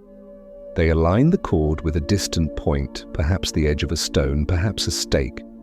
They make the smallest correction and then they stop. The correction is enough. It does not need to be perfect in all possible worlds. It only needs to be steady in this one. This is another gentle lesson. You can stop when it is enough. You can stop thinking when it is enough. You can stop planning when it is enough. You can stop holding the day when it is enough. The sun rises a little higher, and the bowl of water holds a paler sky. For a moment, a cloud passes, reflected on the surface, then moves on. The plumb line hangs still. The cord remains straight, and something inside you may recognize that steadiness and begin to mirror it. Your breathing slows, your eyelids feel heavier, your thoughts stretch out and become quieter. In the distance, the day's work is waiting, stones to move, seams to soften, surfaces to fit. But there is no urgency in the waiting. Waiting is part of the craft, and waiting is part of sleep. There is a tenderness in knowing that not everything has to happen at once. Some things are built by steady mornings and quiet nights. Some things are healed by repetition. Some things are made strong by being allowed to rest. If tonight's story is bringing you calm, remember, here, no one rests alone. Every story from the past is a soft lantern in the dark, gently lighting our way tonight. Now the camera of your imagination begins to drift away from the bowl, away from the cord, away from the hanging weight, not abruptly, like a slow fade. The workyard grows softer, the edges blur, the tools become silhouettes, and what remains is the feeling those tools created: balance, level, quiet alignment. We will carry that feeling into the next bend of the story, back toward the stones themselves, back toward the way a finished wall holds the night, back toward the calm truth that stone does not need to explain itself. It only waits. Some walls do not feel like barriers, they feel like shelter. Not because they keep everything out, but because they hold one steady shape in a world that keeps moving. When you stand beside an ancient wall at night, you can sense how it gathers the wind, how it lets sound pass over it and away, how it keeps its own quiet even when the sky changes. Tonight, we walk along such a wall, Not quickly, not to reach an end, but to let your mind borrow the wall's steadiness. Imagine the Andes again, where the air is thin and cool, and the stars feel close enough to touch. The hillside is dark with grass, and the stone blocks are darker still, absorbing moonlight rather than reflecting it. The wall curves gently, following the land's long, patient lines. It does not demand that the hill be different. It cooperates. It rests into the slope the way your body rests into a pillow. You come close enough to feel the cold radiating from the stones. It is not an unpleasant cold. It is the kind of coolness that calms heat inside your thoughts. The wind arrives in soft pulses. It moves through grass, then brushes the wall, then moves on. If you listen, you can hear the order of it. A hush in the grass, a faint whisper against stone, then silence again. A pattern, a predictable rhythm. Your nervous system recognizes predictable rhythms the way it recognizes a lullaby, time, gravity, abrasion, human attention. Say the mantra slowly, letting each word land like a step. Time, because this wall has stood through more nights than any single worry can count. Gravity, because every block is held by weight that does not need to prove itself. Abrasion, because even the strongest edges were softened by repeated contact, stone against sand, stone against stone, wind against surface. Human attention, because none of this happened without eyes that returned, hands that checked, and patience that did not shout. You walk along the seam lines, and they seem to come and go as the moon's angle changes. In some places, the joint looks like a thin river of shadow. In others, it disappears entirely, as if the stones have decided to share one skin. You stop beside one block that sits at the base, broader than the others, steady as a foundation thought. If you place your palm on it in your imagination, you feel a faint texture, tiny pits, small ridges, the gentle unevenness of a surface that has lived in weather. The stone feels like a calm truth. It does not need to be perfect to be strong. Somewhere, long ago, someone chose this block. Who? Not a single famous name, but a small group of people with practiced eyes. Where? In a quarry or a riverbed, in a place where stone could be lifted and tested. When? In the cool hours when hands work better and tempers stay soft. Why? Because a wall is not only protection, it is continuity, a way of telling the future, we were here and we cared. How? By moving slowly, checking often, and listening more than forcing. You can feel the how in the quiet around you. The wall does not look like it was rushed. It looks like it was returned to again and again, until it became inevitable. And that sense of inevitability can be restful. Because one reason modern minds struggle at night is that so much feels unfinished. Messages linger, tasks hover, thoughts repeat. The day does not close like a door, it remains ajar, but the wall is closed. It is seated, it is done. Standing beside it, you can let your mind practice being done too, even for a few minutes. A small animal moves somewhere in the grass, just a rustle, then stillness. Above, a star flickers once, not from urgency, but from distance. You breathe in the cold air, and it feels clean enough to rinse the inside of your chest. Now, let the scene drift, like a slow camera, to another wall across the world. In Egypt, near the Nile, the night air is warmer, and the stone holds a different kind of memory. The desert's day heat lingers in granite the way sunlight lingers in a brick wall after sunset. You walk along a temple edge or a quarry boundary, and the stones feel less cold and more steady warm, like a hand resting on your back. The river is nearby, a dark, moving ribbon.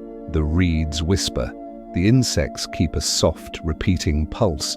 Everything here moves in cycles, water rising and falling, wind shifting and returning, stars turning without hurry. Time, Gravity, abrasion, human attention. You can almost hear the old work again, not as noise, but as pattern. Ropes tightening, feet stepping together, the hush of damp sand beneath runners, the back and forth whisper of grit smoothing a surface. In your mind, those sounds are gentle enough to become part of sleep, and the wall, whether Andean or Egyptian, becomes a bridge between your body and the night. Because walls, in their quiet way, teach the same lesson that bedtime teaches. You do not have to be everywhere. You can be here. You do not have to solve every question. You can let some questions rest. You do not have to carry the whole day on your shoulders. You can set it down the way a stone is set down with care. Imagine for a moment a builder at the end of a day. Their hands are dusty. Their wrists are tired in a good way. They step back from a seam and see that the shadow line has become thin. They do not cheer. They simply feel a small easing in the chest, the feeling of alignment, the feeling that weight is now in the right place. That easing is available to you too. If you like, let your shoulders drop by a fraction, let your tongue rest, let your eyes soften behind your eyelids, in and out. As you breathe, notice how the wall holds the wind without holding you tight. It is firm, yet it does not grip. It is strong, yet it does not shout. It is present, yet it does not demand. This is what many tired people want from life, especially at night.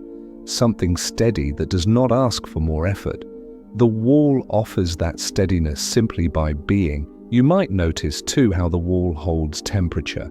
During the day it gathers warmth, and at night it releases it slowly, like a long exhale.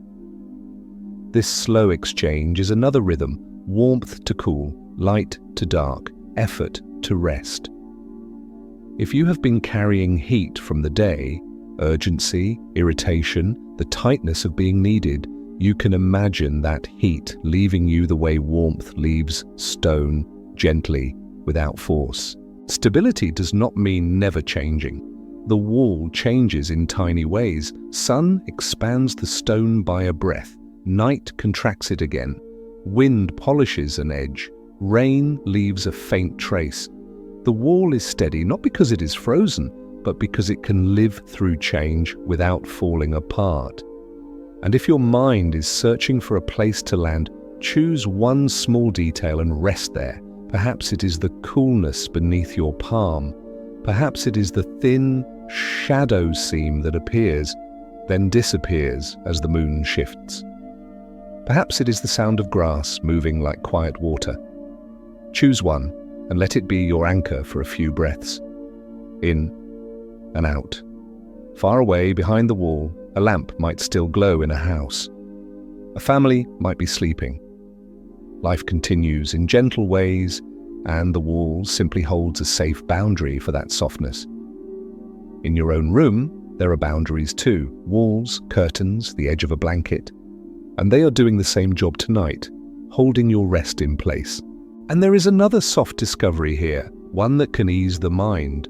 The most impressive things are often built from the least dramatic moments, not from one heroic day, but from 1,000 ordinary days, not from one perfect decision, but from many small corrections, not from loud certainty, but from repeated attention. Human attention, soft, steady, patient, can make a seam disappear. In the same way, your own attention, when you stop gripping it, can make the sharp edges of the day soften. You do not have to erase the day, you only have to let it lose its bite. Time will help, gravity will help, even your breath will help if you let it return, again and again, like water returning to level. Time, gravity, abrasion, human attention. Say it once more, quieter than before. Time, gravity, abrasion, human attention. And now let us walk to the end of the wall, where the stones meet open space. Beyond the last block there is sky, wide and forgiving. The wall does not chase the sky, it stops. It knows when to stop. At the end, you stand still and look out. In the Andes, you see a valley washed in moonlight, the shapes soft and distant. In Egypt, you see the Nile's dark shimmer and the pale sweep of sand. Different landscapes, same calm, the world is large and you are allowed to rest inside it. If a thought tries to rise tomorrow later, what if, let it be like wind?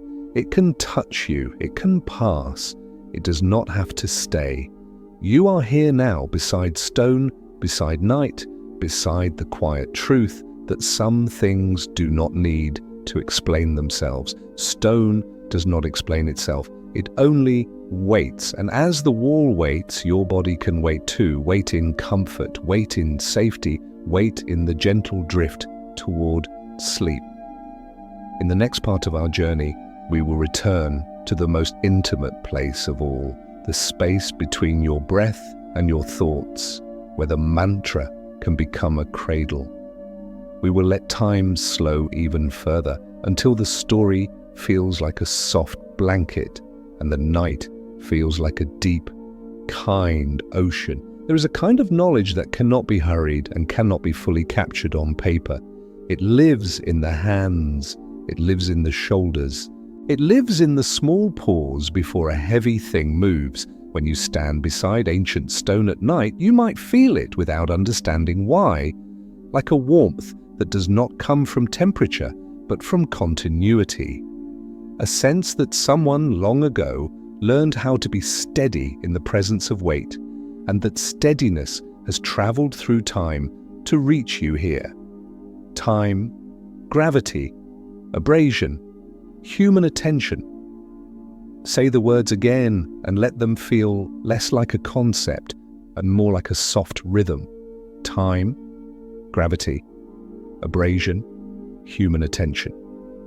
In the modern world, knowledge often feels like speed. We learn by skimming. We memorize lists. We chase shortcuts. We move quickly from question to answer. And if an answer takes too long, we reach for another one. Even curiosity can become restless. But in the world of stone, knowledge is not speed.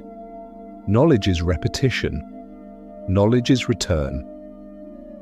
Imagine a small moment, simple enough to be overlooked. A worker stands beside a block that will become part of a wall. It is early, the air is cool, the light is still soft. The worker places a palm on the stone and closes their eyes for a heartbeat, not in prayer, not in mystery, but in listening. The stone is cool, and the coolness tells the hand something. The surface is slightly uneven, and the unevenness tells the hand something. The weight is honest, and the honesty tells the whole body how to move. No words are needed. An apprentice watches from a short distance away. The apprentice is younger but not impatient. Or maybe the apprentice is impatient at first, the way all young minds are sometimes impatient, because impatience is simply energy that has not learned where to go. But when the apprentice watches the older hands, something changes. The apprentice begins to see that the calm is not laziness, the calm is skill, because with stone, calm is the safest form of power. The older worker does not lift the block all at once. They do not try to prove strength. They slide a lever beneath one edge. They lift by a breath. They place a wedge. They lower, lift, settle, check, lift, settle, check. The block moves by inches, and each inch is enough. If you are listening tonight with a tired mind, notice how soothing this is. Not because the details are technical, but because the rhythm is predictable. Predictable rhythms tell the nervous system, you can relax now, you can stop scanning for danger, you can stop bracing. And that is what so many people need at the end of a long day. Maybe you have spent hours making decisions. Maybe you have been on for other people, family, co-workers, strangers. Maybe your mind is still holding the weight of conversations, responsibilities, and small, unfinished tasks. If so, you are not alone. And tonight you can borrow the ancient solution. Move the weight slowly. Not only the weight of stone, the weight of thought. Imagine one worry as a stone block. Not a frightening stone, just a heavy idea you've been carrying. You don't have to name it, you don't have to analyze it. Just imagine its shape and weight. Now imagine you set it down in the workyard, on the sand, where it can rest. You do not throw it down, you place it, and then you step back. This is the first relief. Letting a thing be held by the ground instead of by your chest. Time, gravity, abrasion, human attention. Gravity can hold your body on the bed the same way the earth holds the obelisk in Aswan. You do not have to keep yourself suspended. You do not have to keep your muscles slightly tense as if preparing for something. You can let the mattress receive you. You can let your arms become heavy. You can let your breath fall into your belly, in and out. Now return to the builders. There is another quiet truth about their work. It is not done by one person alone. Even the most skilled hand is part of a shared rhythm. Ropes are pulled in time. Levers are lifted in coordination. A person watches from the side and gives a small cue. Now hold, slow. And what makes the cues gentle is that everyone already knows the pace. They have practiced it. They have repeated it until it lives in the body. This is knowledge lived in bodies. It doesn't look like a brilliant flash. It looks like steadiness. And maybe, if you think about it, much of your own life is made the same way. You learned to drive not by one sudden insight, but by repeating small actions until they became smooth. You learned to cook by burning something once, then adjusting, then trying again. You learned to live through hard days by returning to ordinary rituals. Coffee in the morning, a shower, a walk, a phone call, a quiet moment at the sink. Human beings survive by repetition. Repetition is not boring when it is gentle. Repetition is how the body learns safety. In the workyard, a small basin of water sits near the stones. Someone uses it to rinse grit from a surface. Someone uses it to check level. Someone drinks from it and wipes their mouth with the back of their hand. Water moves between rolls without ceremony. It is tool, measurement, comfort, life. And then it evaporates. The rope frays, the wedges crack, the wooden levers dry out, the footprints fade. Only the stone remains, and because it remains, the future calls it mysterious. But if you stay in the middle of the story, you begin to feel how normal it all is. A wall is not made, a wall is returned to again and again until it becomes itself. And your rest tonight can be returned to as well. If sleep feels far away, you do not need to leap to it. You can inch toward it, lift, settle, check, lift. Take a slow inhale, settle, let the exhale soften your shoulders. Check, notice you are safe right now. Lift, settle, check, in, out, safe. Time, gravity, abrasion, human attention. The mantra becomes less about stone and more about you. Time. The night is long enough. You don't have to rush into sleep. Gravity. Your body is allowed to be heavy. Abrasion. The sharp edges of the day can be worn smooth by the simple friction of breath returning again and again. Human attention. You can give it softly without gripping. Now imagine the unfinished obelisk in Aswan again. It lies in its trench, still attached to bedrock, still resting where it was started. In daylight, it looks like a project paused. At night, it looks like peace. The crack that stopped it could have been a reason to panic. But in the story we are telling, it becomes a reason to rest. It becomes a reminder that even in great plans, stopping can be wisdom. Not everything needs to be finished tonight. If there is something in your life that feels unfinished, an email you didn't send, a decision you haven't made, a conversation that didn't go the way you wanted, imagine setting that unfinished thing beside the obelisk. Let it rest there. The stone will not judge it. The night will not demand closure. There are things we do not need to solve in one night. Now imagine the wall in the Andes again.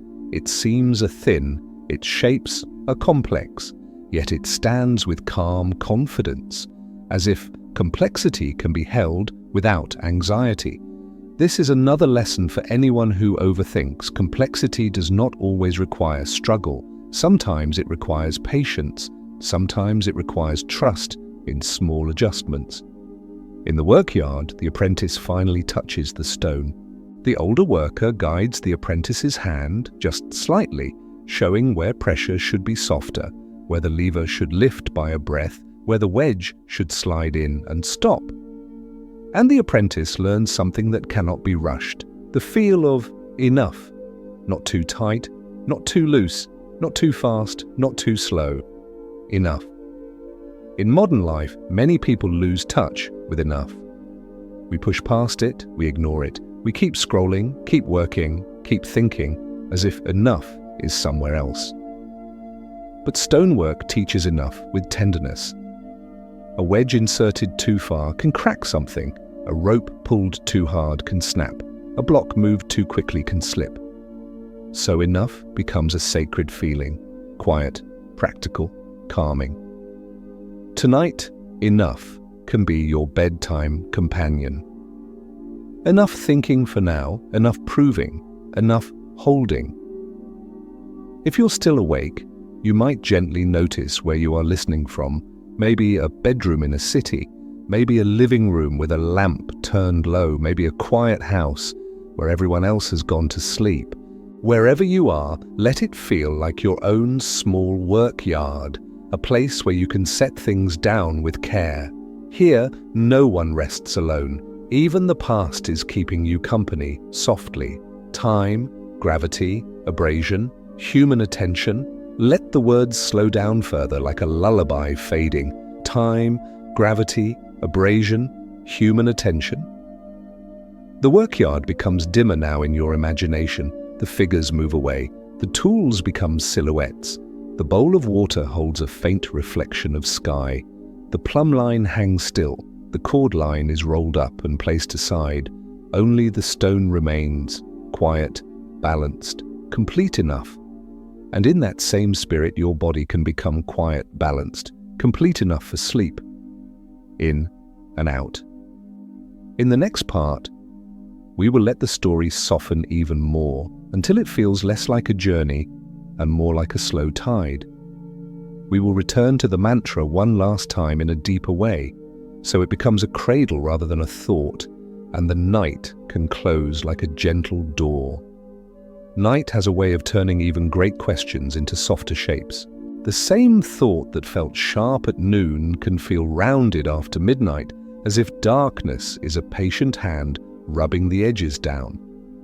If you have been listening for a while, you may notice that your mind is already doing what sand does, easing, smoothing, making room. So let us return for a little while to that museum we imagined at the beginning. Not a busy museum, not the bright daytime one. This is the museum after closing, when the last footsteps are gone, when the air has cooled, when the exhibits seem to breathe in their own private rhythm. You enter through a quiet side door that clicks softly behind you. The hallway lights are low and warm, like candlelight that learned to behave. Your shoes make almost no sound. Every surface feels gentler, the walls, the glass, even the silence. In this place, nothing demands an answer quickly. Everything invites you to slow down. Ahead is the long hall of stone. On the left, a large photograph shows the unfinished obelisk at Aswan, lying in its trench like a sentence paused mid-breath. On the right, another photograph shows the Andean walls near Cusco, where seams nearly vanish and the blocks hold each other as if they trust the night. Between these images sits a simple display, a coil of rope, a wooden wedge, a small plumb bob, and a shallow bowl. Ordinary objects arranged with the tenderness we usually reserve for treasure. You stand in front of them and let your breathing find a steady pace. Time, gravity, abrasion, human attention. The words arrive softly like a familiar hymn with no pressure in it. Time, the quiet length of things. Gravity, the patient downward truth. Abrasion, the gentle persistence of returning. Human attention, the most fragile tool, and yet the one that changes everything when it stays kind. You lean closer to the rope first. It is thick, rough, and a little faded. The fibers look dry, as if they have been waiting a long time to be seen. You can almost imagine the feel of it in your hands, slightly scratchy, warm from sun, cool again after dusk. This rope once held weight, it once carried a rhythm, it once creaked in small, steady notes as people leaned into it together.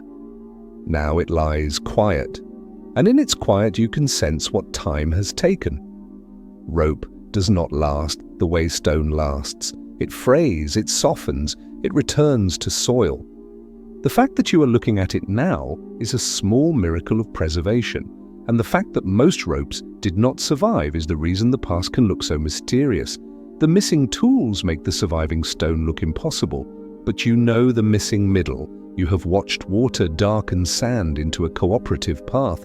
You have heard the sled glide by inches. You have felt the slow back and forth whisper of grit as two faces learn to meet. You have seen wedges placed and removed, levers lifting by a breath, hands pausing to check. Nothing loud, nothing supernatural, only patience doing its simple work. You move to the wooden wedge. It is small enough to fit in a palm, and yet it carries a quiet authority. A wedge does not need strength, it needs shape. It changes position by a sliver, and the sliver is enough. It is the tool of tiny corrections, and tiny corrections are what keep heavy things safe. The wedge, too, is temporary.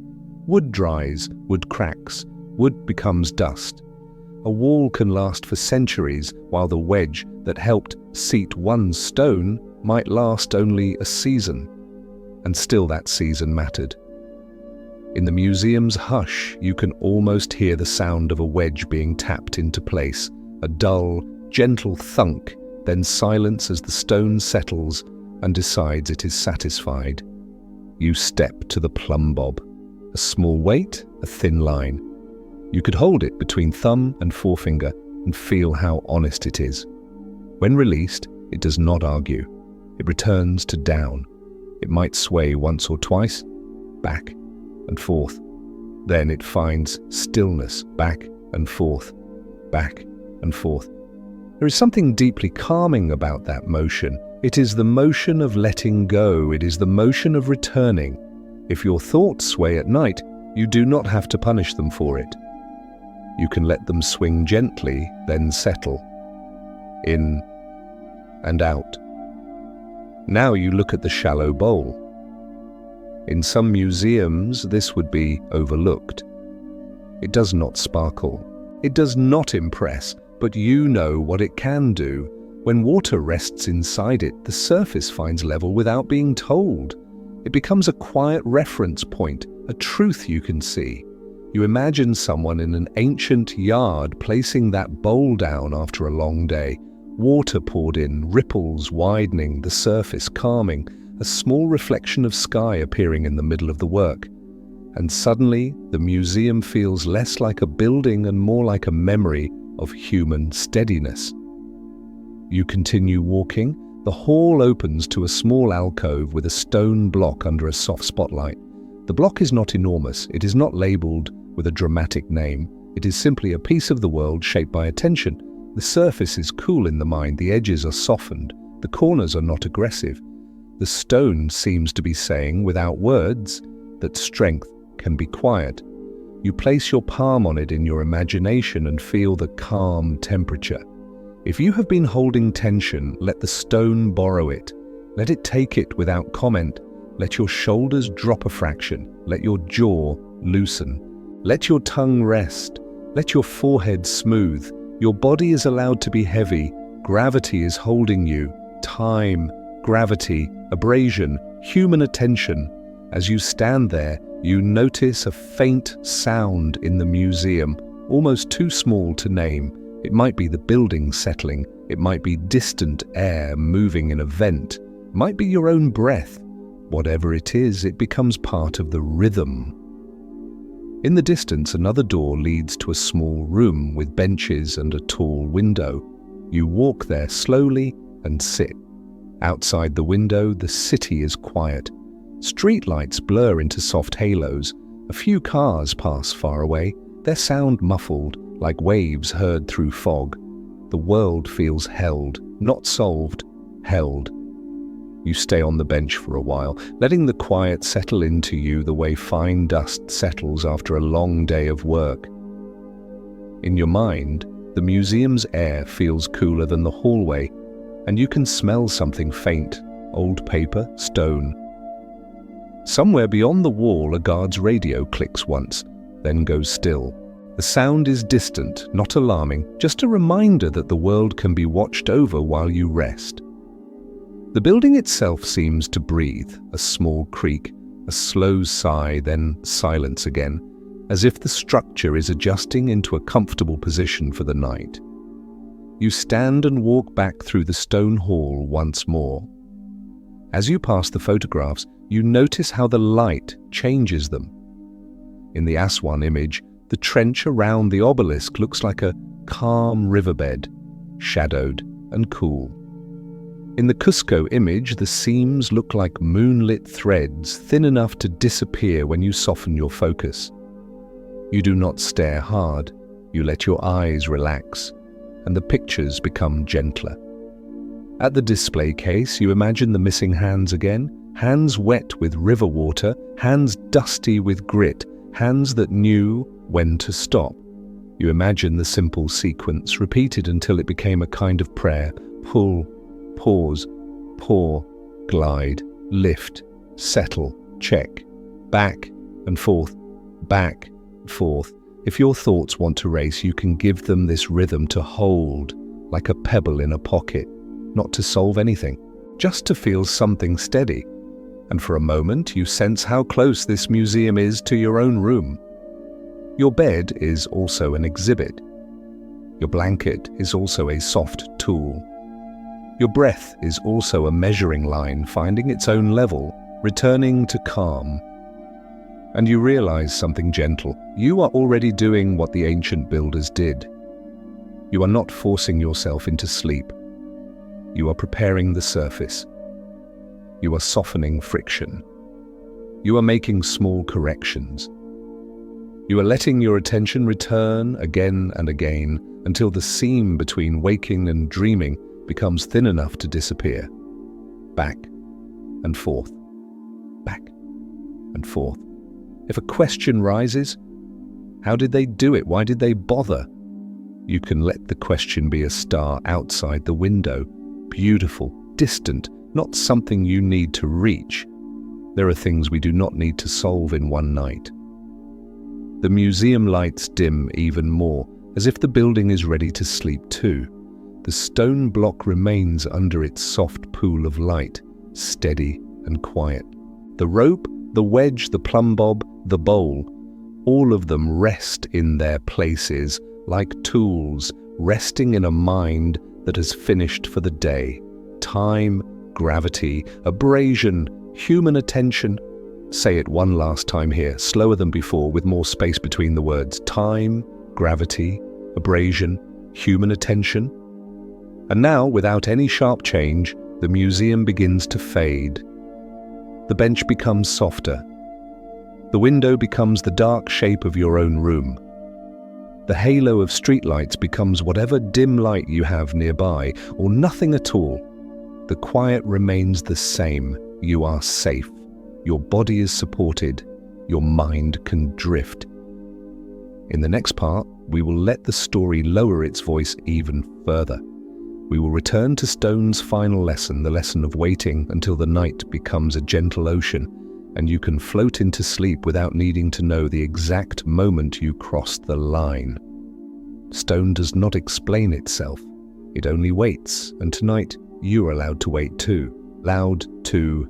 Not the tense kind of waiting, the kind that tightens your chest and makes your mind sprint ahead, but the gentle waiting that feels like floating. The waiting that lets the world keep turning without you having to push it.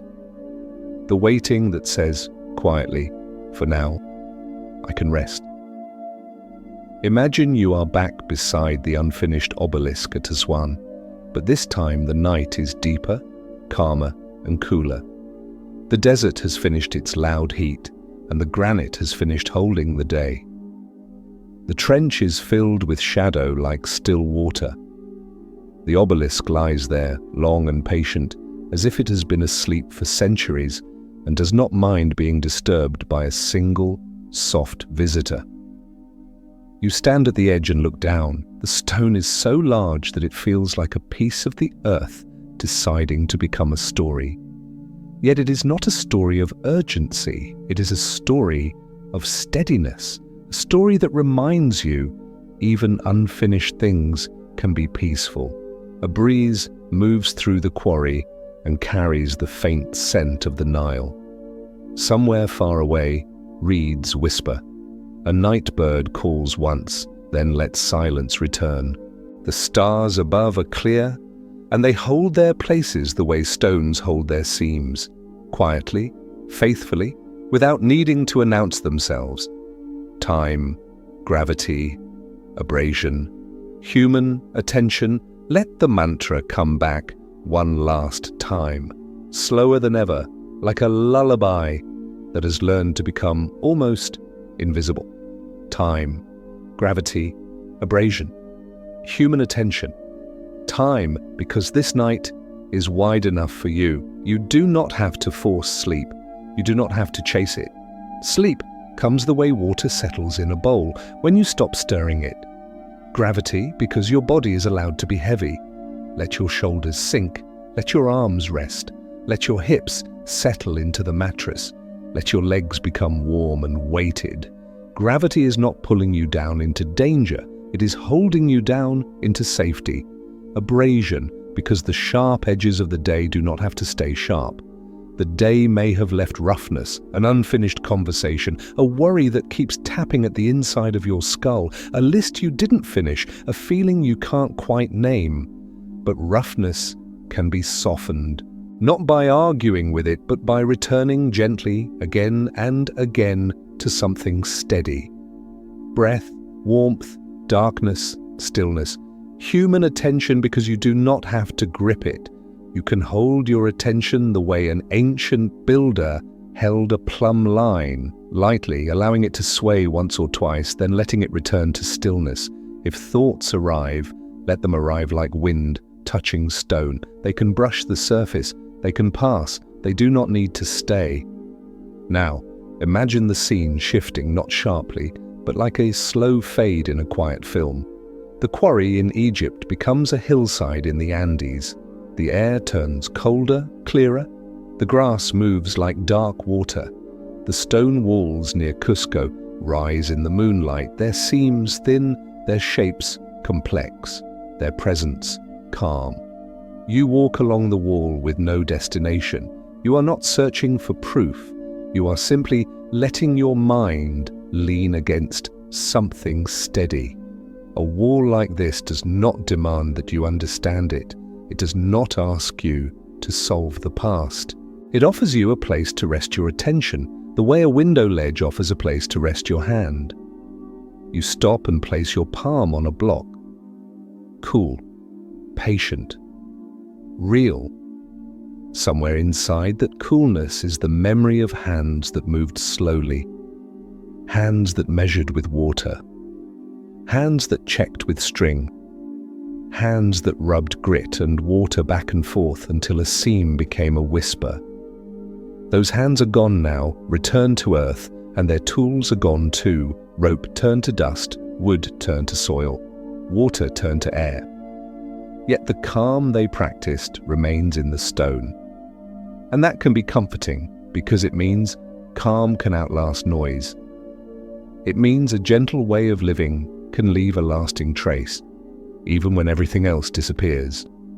If tonight's story has reminded you of a beautiful memory, maybe a quiet museum you visited once, maybe an old stone staircase in a town you loved, maybe the feel of cool rock beside a river. Let that memory come like a soft lantern. You don't have to hold it tightly. You can let it glow for a moment, then fade, the way a candle flame fades when you finally fall asleep. In and out. Now return to your own room. Notice the simplest things, the quiet things, the fabric of your blanket, the air touching your face, the small sounds that keep you company, a distant car, a refrigerator hum, the soft shift of sheets when you breathe. These are your night tools. Ordinary, humble enough. If you want, do a small body check, the kind that feels like kindness. Let your forehead soften. Let your eyes rest behind your eyelids, heavy and relaxed. Let your jaw loosen, teeth not touching, tongue resting gently. Let your shoulders drop away from your ears. Let your hands unclench, fingers resting as if they have finished their work. Let your chest rise and fall without effort. Let your belly be soft. Let your legs be heavy, like warm sand after the sun sets. Time, gravity, abrasion, human attention. You do not have to understand everything to rest. You do not have to fix everything to rest. You do not have to finish everything to rest. Stone does not explain itself. It only waits, and you can wait in the same way, quietly, safely, without strain. Now imagine the final image of the night, a stone surface in shadow, cool and smooth beneath moonlight, a seam so thin it disappears when you stop staring. A long desert wind that passes and moves on, a quiet river that continues to flow in darkness, a sky that holds its stars without hurry. Everything is doing what it was made to do. Somewhere, in another century, the workyard is also sleeping. The ropes are laid in wide circles on the ground. The wooden levers rest beside a stack of blocks. The wedges are gathered in a shallow basket.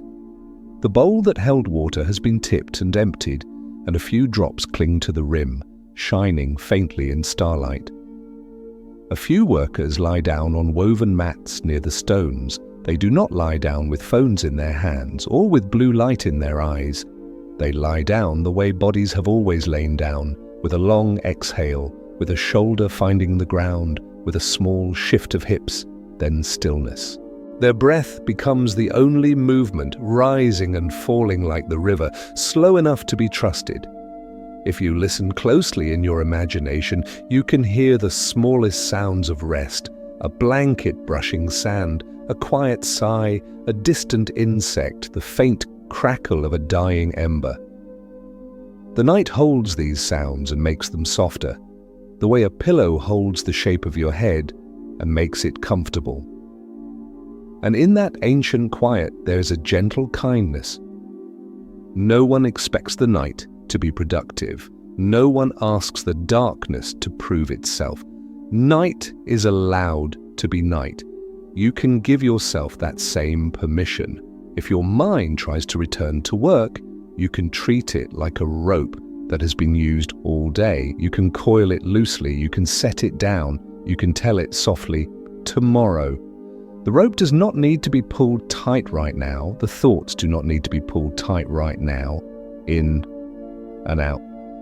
If you want a simple practice, you can let the mantra ride on 4 slow breaths, like 4 steps on a quiet path.